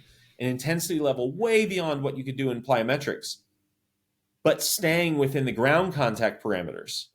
Mm-hmm. Most people do plyometrics as this extensive thing. You can do it as an intensive thing. It's called max V. Mm-hmm. So from that standpoint, like, even in sport where, again, I worked for the NFL and did a bunch of combine and scouting stuff. And guys will talk about, like, well, a lineman only needs, those first 5 to 10 yards. You go, sure, but don't you want to see how elastic they are? Because the elastic ones are the ones that are going to perform better on the field. That's also why they should be doing max V sprinting all the time, is even if your sport doesn't actually need speed, I bet you need quickness. I bet you need, I bet a shorter amortization phase is valuable to you. Mm-hmm. So it's this is sort of what I talk about, where, like, someone can say something over here and I connect it to something over here, because while the words change, the language changes, and it causes us to shift how we, like, what we look at it and how we associate it. The actual physical concept is the same. Mm-hmm. And, like, thinking about, we normally phrase things in a manner of like fast and slow. Well, humans don't do anything fast. Yep. Humans are slow at everything. Even when we're moving fast for us, it's actually still slow. Mm.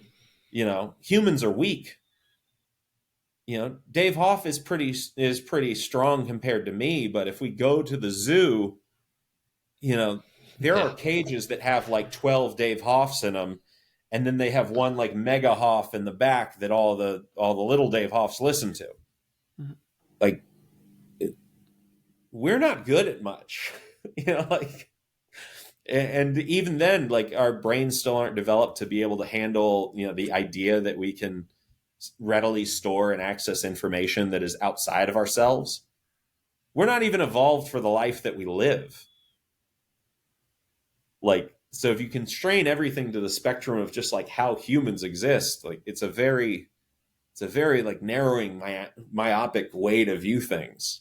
Mm-hmm. But if you strip everything out and just go like, it's all just raw math, like, again, like I wasn't a power lifter growing up. I needed to be stronger though to throw the shot put further. Mm-hmm. I needed to be stronger in my hamstrings and glutes so that I could run a faster 40. I wasn't naturally like an athletic specimen. I didn't play a single down my freshman year of football. I couldn't get in the game. But I knew that if I worked out, I would get faster, and I did. I shaved probably a second plus off of my 40 in high school. Now, we had, everything was hand timed back then. But, if you look at every other marker, I know enough to know like, well, I was statistically at least pretty fast for my size. And that wasn't because of my genetics. I have a kid that I train right now who he's an undersized baseball player. His dad is a pro scout. Okay. And his dad came to me, this is maybe 3 days ago. His dad came by. He was in town. He doesn't get to, he doesn't get to stay in Tallahassee because we don't have any pro teams. But he's one of the head scouts for a major MLB franchise here. One whose number one pick just went viral for a squat video. And he said, he brought his kid with him. They were doing a tryout, and he brought his kid with him, and they ran home to first, and they ran 60s. And he said his kid they use a 20 to 80 scale. Okay. His kid ran north of 70 in 3 different events, which would basically, to run a 70, you're in like the 6'5" range and a 60. So he hopped in with the pros, and he was one of the fastest kids at, an MLB tryout. And he's, 15 years old. He can't even drive himself to workouts yet. But he said to me, like, the reason I make sure my kid is always here and does not miss is, he said, that kid runs nearly 22 miles an hour on a fly 10, which means his peak might be 22.5. If you put GPS on him, he'd be 1.2 miles an hour faster. So he might come close to 23. But he said that kid wasn't just always fast. He said, like, he was tiny and he was slow. He's still tiny, but he's gotten strong. And the stronger he gets, the faster he gets. Mm-hmm. He said, when I'm looking for, the kids that we're going to invite to camps to try out, and the kids that we're going to, sign for double and triple A, and the kids that we're going to ultimately draft, he's like, I'm not necessarily looking for strong kids, but I've never drafted a weak kid. Hmm. He said all the kids who are fast enough are strong enough. And he's like, he said he sees what people write on the internet, and he sees, he hears some of the talking points that their new hires in the organization, who come in the weight room, that they all say. And he's like, this isn't my field, but I understand from looking at thousands of people over the years, I've never seen someone who was fast enough who wasn't strong enough. Says, I've seen kids who look strong enough, but they're not really. Mm-hmm. And he said, and I've seen people who are strong and fast, but they can't see a ball. So, sorry, can't do anything about that. But there's a surplus of kids who can see a ball and are not strong enough to be fast enough. Mm-hmm. I like that. Yeah. That's really good. Sorry to derail you, but I just had to get I that. like that because I had to get that's that question point. Yeah. As soon as you started talking, especially when you got into the wide stance belt squat marches that you do twice a week after your lower body days, man, the only thought that was going through my head was like, oh, frick you. Like, gosh, it's so smart, right? And just the talking about the foot, the ankle complex, and how you don't train. I found myself years ago at a conference saying, like, I have not once trained anything below the knee. Yeah. Right. And like, think of the disservice I was doing to my athletes. And I only noticed that after I started timing them. And so I guess the basis to my initial question was like, why were you so much smarter than I was, after years of being into it? Like, what was your aha moment? Hoping you had one or a similar story to me, so I didn't feel as not really. It was, not educated. I mean, like, those are things that, like, again, those are things that I got from Louis, but those are things that Louis doesn't. I mean, a lot of people who are, on Twitter again,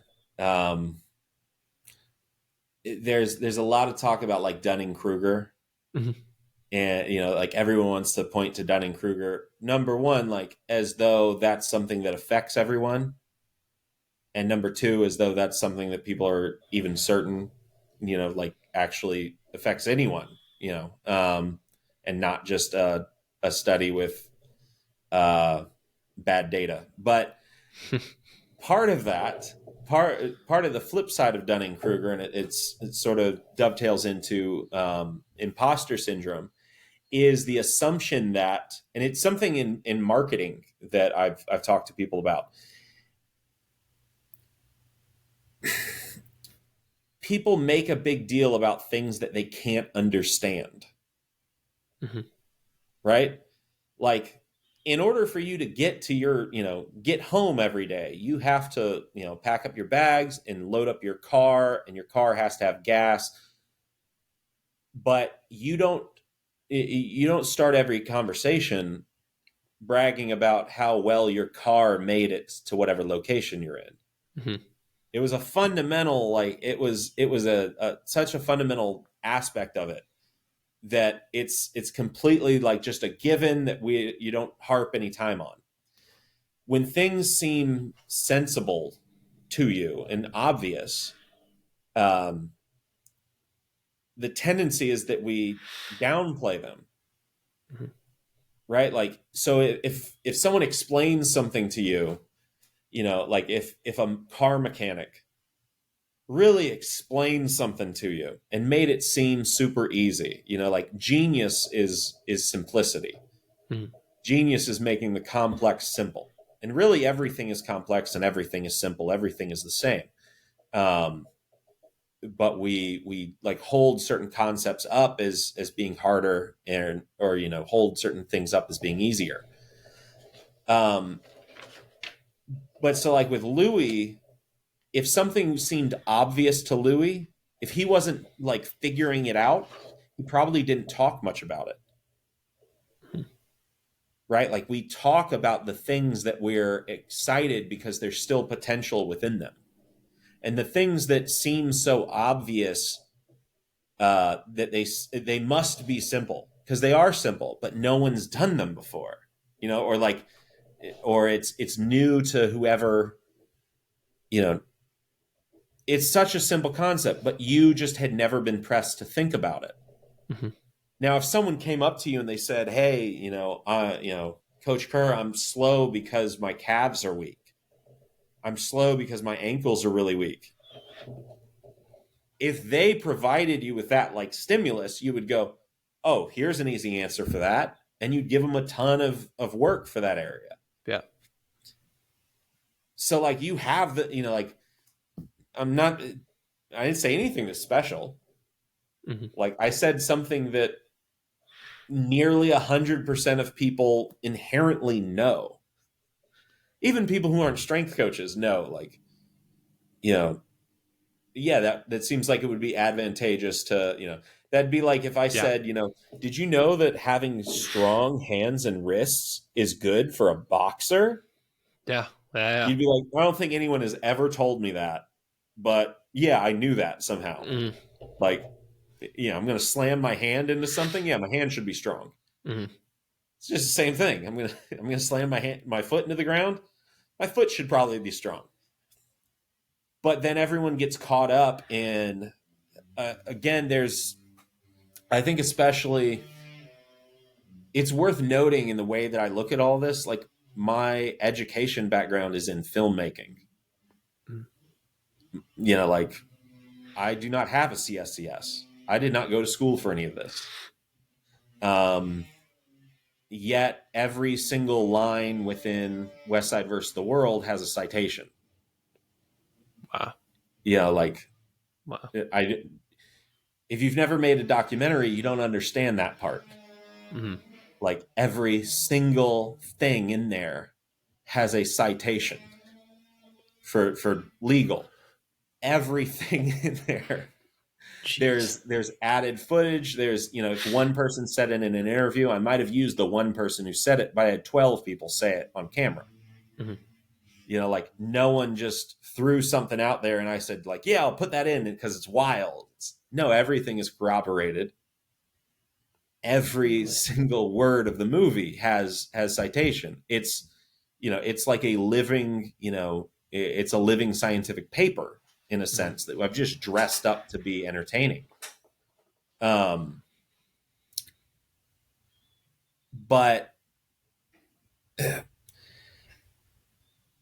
again, I got presented this stuff by my dad who was trying to fix problems that I had.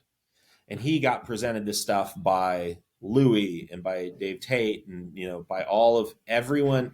Every bit of it is problem solving for an actual problem. I think that people forget that. Every single exercise you've ever seen was created for an actual problem. And almost every single time that actual problem was for one individual. And it's almost never something that's even intended to be like a permanent fix. It's almost always, a glaring weakness or a glaring concern causes the coach or the athlete to go, man, if I could just do something that did this, if I could rig a band up there that, I remember when I was trying to squat 545 to a 12-inch box and I missed it. And I was like, I feel like when I'm in the hole, I feel like there's like a hole in my hamstring. Mm-hmm.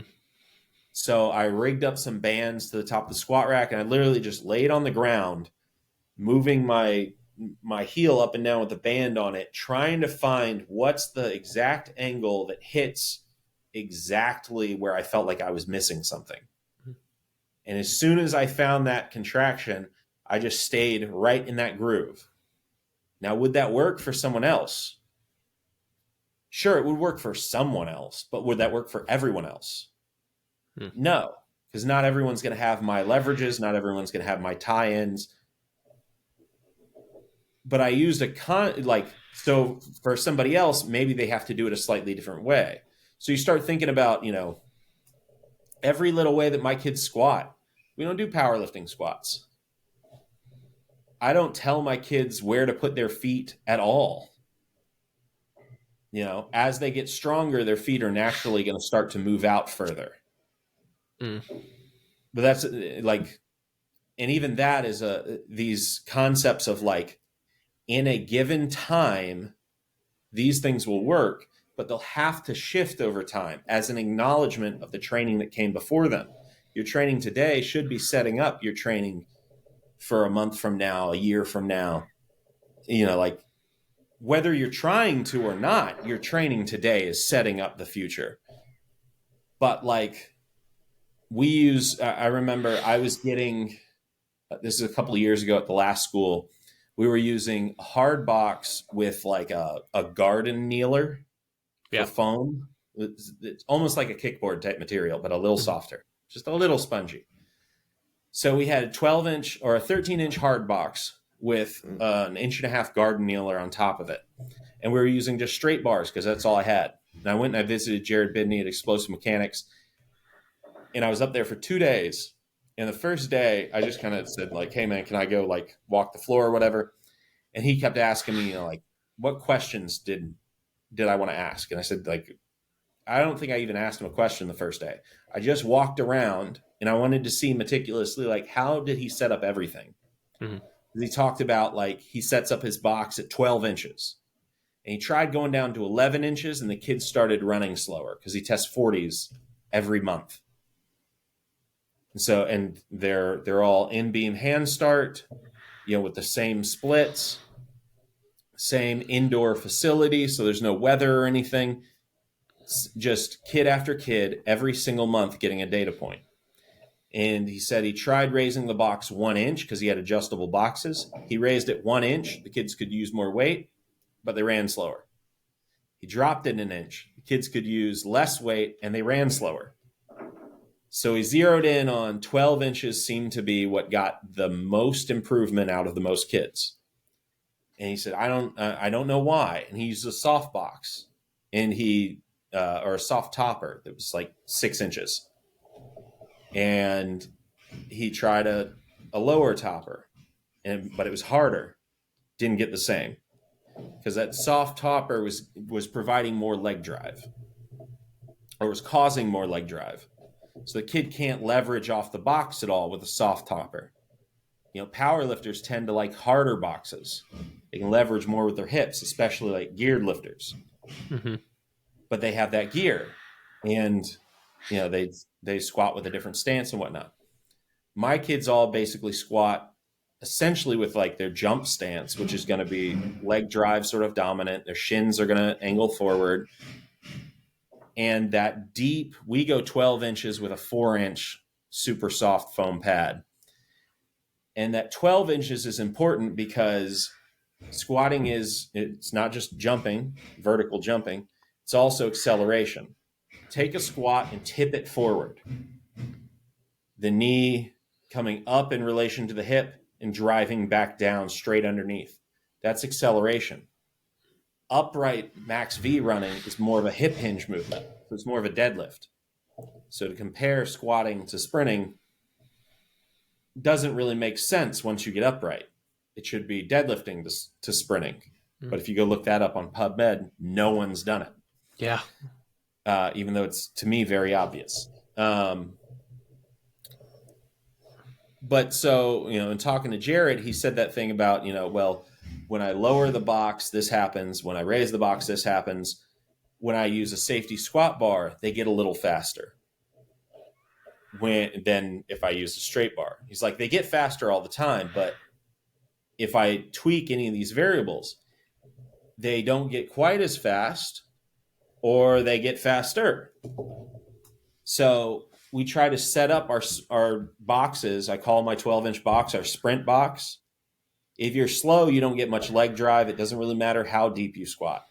But as you get faster, you get more leg drive, which means your knee is going to start coming higher relative to your hip. And even though your foot's only on the ground for that, however long, that force that's going into the ground is the result of from the top position of the knee driving down. Mm-hmm. Right? So the more leg drive you have a greater range of motion driving down. You're creating more force, more momentum. You're also taking a little more time. You're maximizing, all of your leverages essentially to hammer into the ground. But so if you got fast and you're squatting off of a high box, when you jump optimally, using a higher box actually helps you jump higher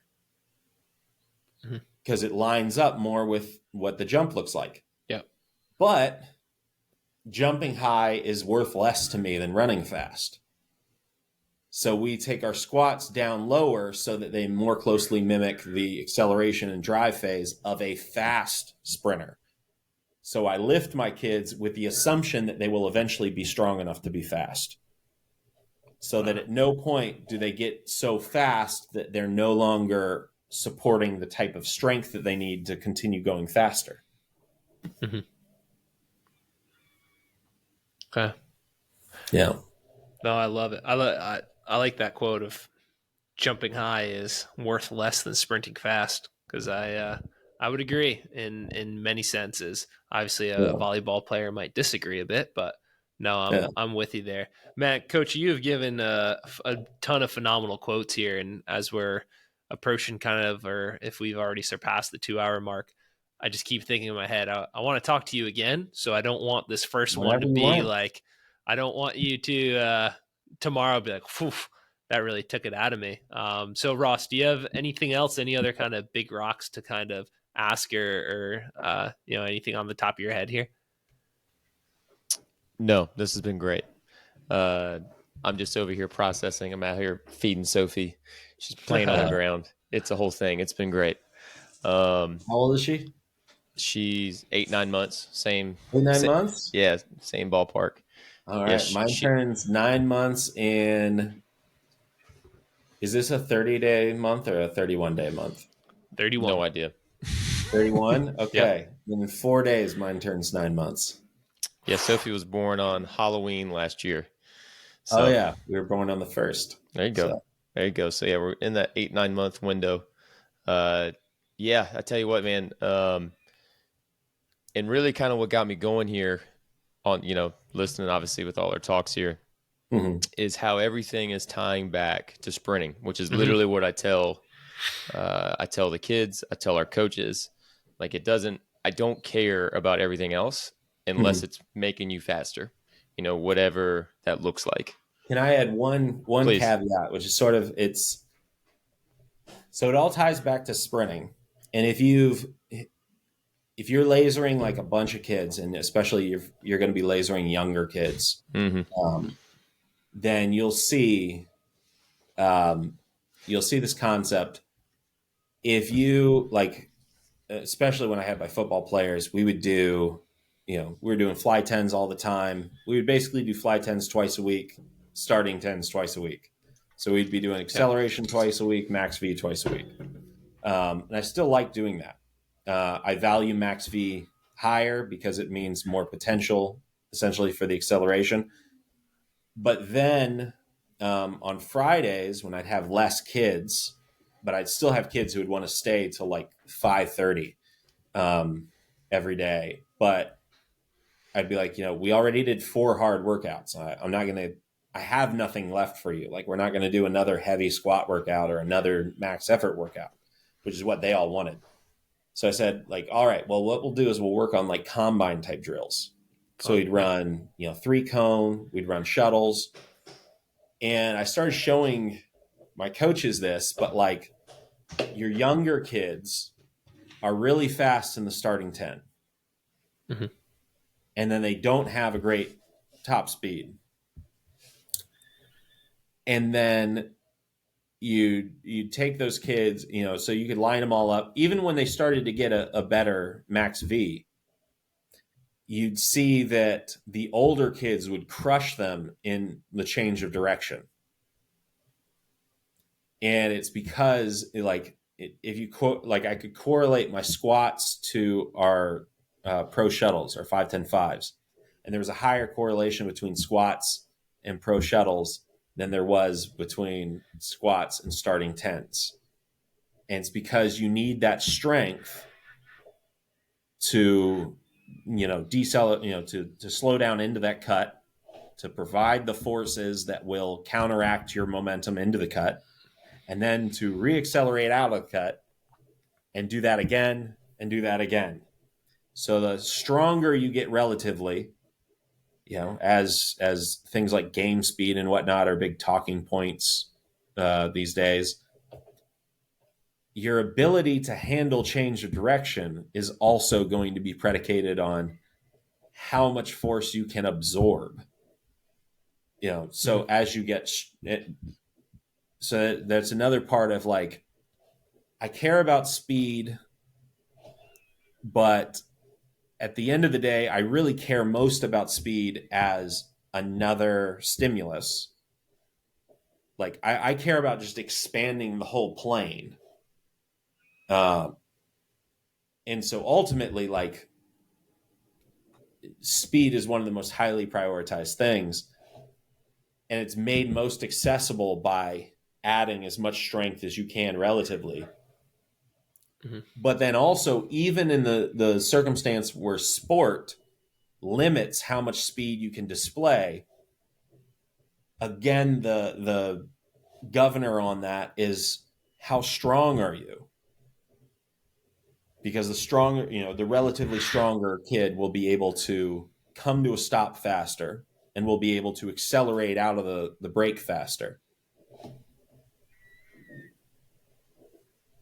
Versus you can kind of, around the edges at least, you can kind of technique your way in. This is when you get like track kids who can't turn and stuff. Number one is they simply just don't know how to. They don't understand that that they have to slow down. So you simply just, if you can teach them that, then all of a sudden, like I used to have kids run 6.6s in the laser time 6.6s in the 3-cone pretty consistently. 6.6, 6.7. These were regular kind of times for us. And you go to the NFL combine, and with a hand timer, those are phenomenal times, that no one, on certain years, only one or two people will hit.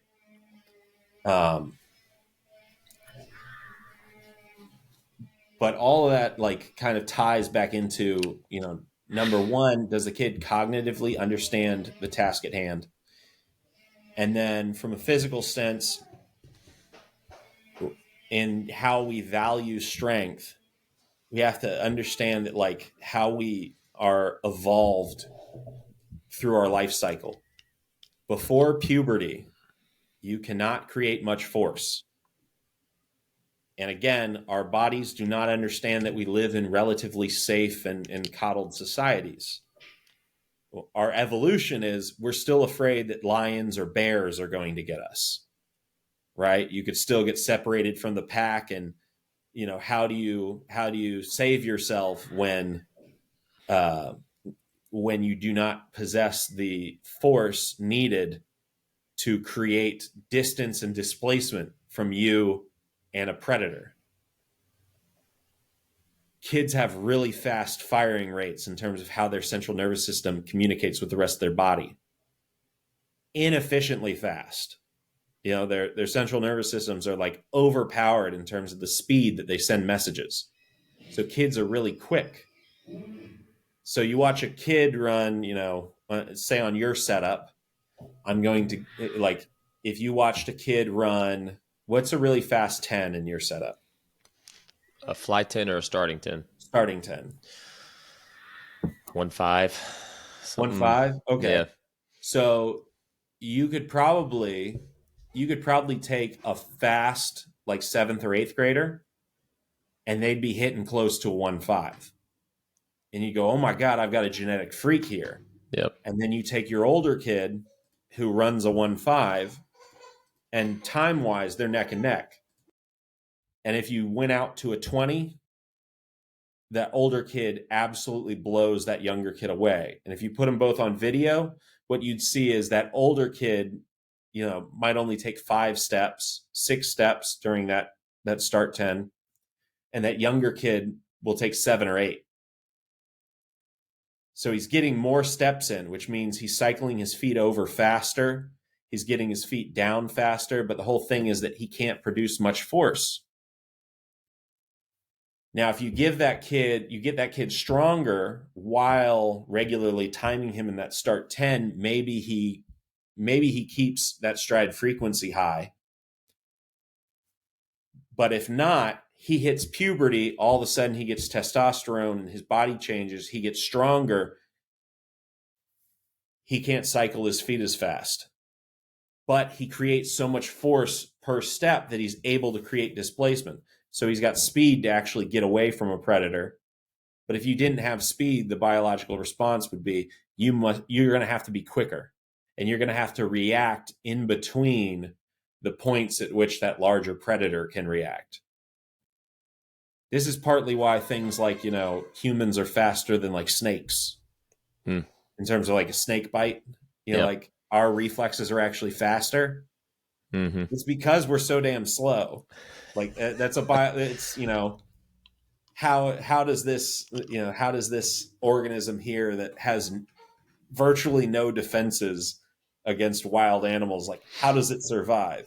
Mm-hmm. How does Steph Curry survive in the NBA being, now he's been in the weight room a bit, but when he first came in, he was slower than everyone else. He was smaller than everyone else. He was shorter than everyone else.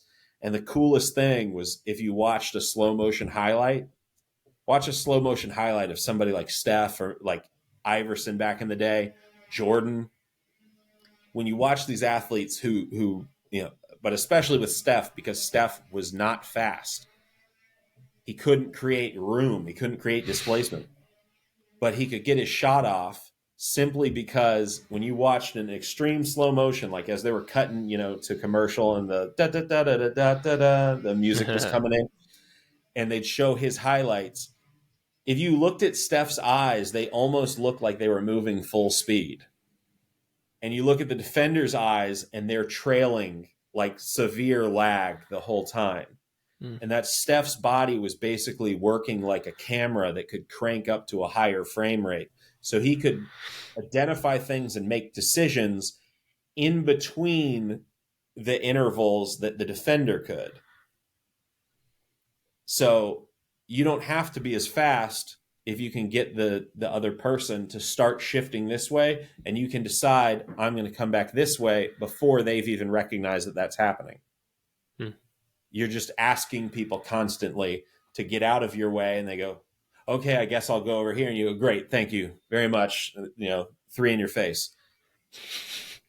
No, it's a great point. That's a really great point. Yeah. Because there's a couple. I mean, I'm talking a real fast 0 to 10 for me is sub 6. It's a 1.5 something.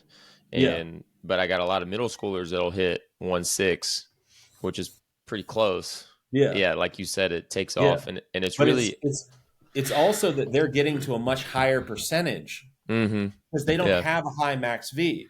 Yep.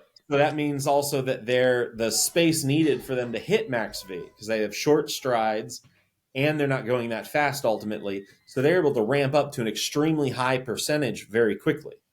Now, if you continue training them through that change of puberty, they can retain a much high, like they can retain that profile. And that's where you go like, oh man, this guy like has crazy acceleration the rest of his life. But if you're not providing the stimulus and the feedback mechanism of like a laser, if they're not regularly getting that, they'll start to lose that. And you'll be able to give them back the speed through strength of just getting stronger, more violent extension to propel you into the next step. But they won't be able to cycle into the next step as fast. So the dream is that you start them early enough and with a severe enough stimulus, and you just don't, do anything stupid and you don't break them, but you give them a severe enough stimulus and enough constant feedback mechanisms. Providing feedback increases the stimulus sometimes at a rate of, 5 times as fast or 5 times as much. So if you're always giving there's this trend of wanting to slow cook everyone and take away stakes because they're young. It's like, no, let's do the opposite. They're at the most pliable time in their life.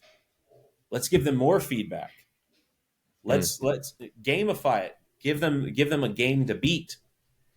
They'll figure out how to, they won't listen to a damn word you say, but they'll see their time get better. They'll see their score get better, and they'll adapt to that. And they'll adapt to that way faster than you would.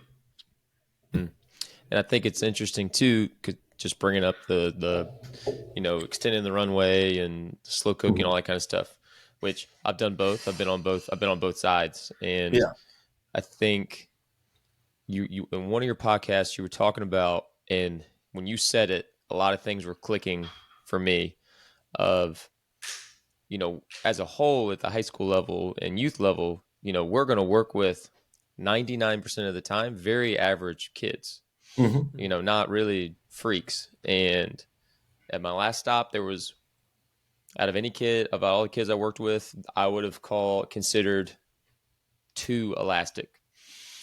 All the rest were not.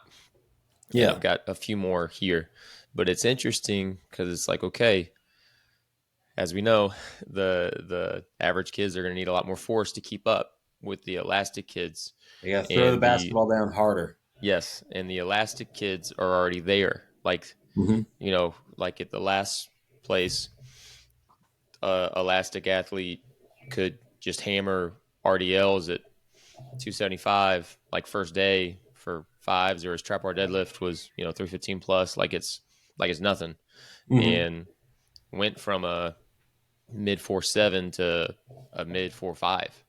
Now that's with that lead, and it's all relative. Yeah. But case in point, it's like, oh, okay.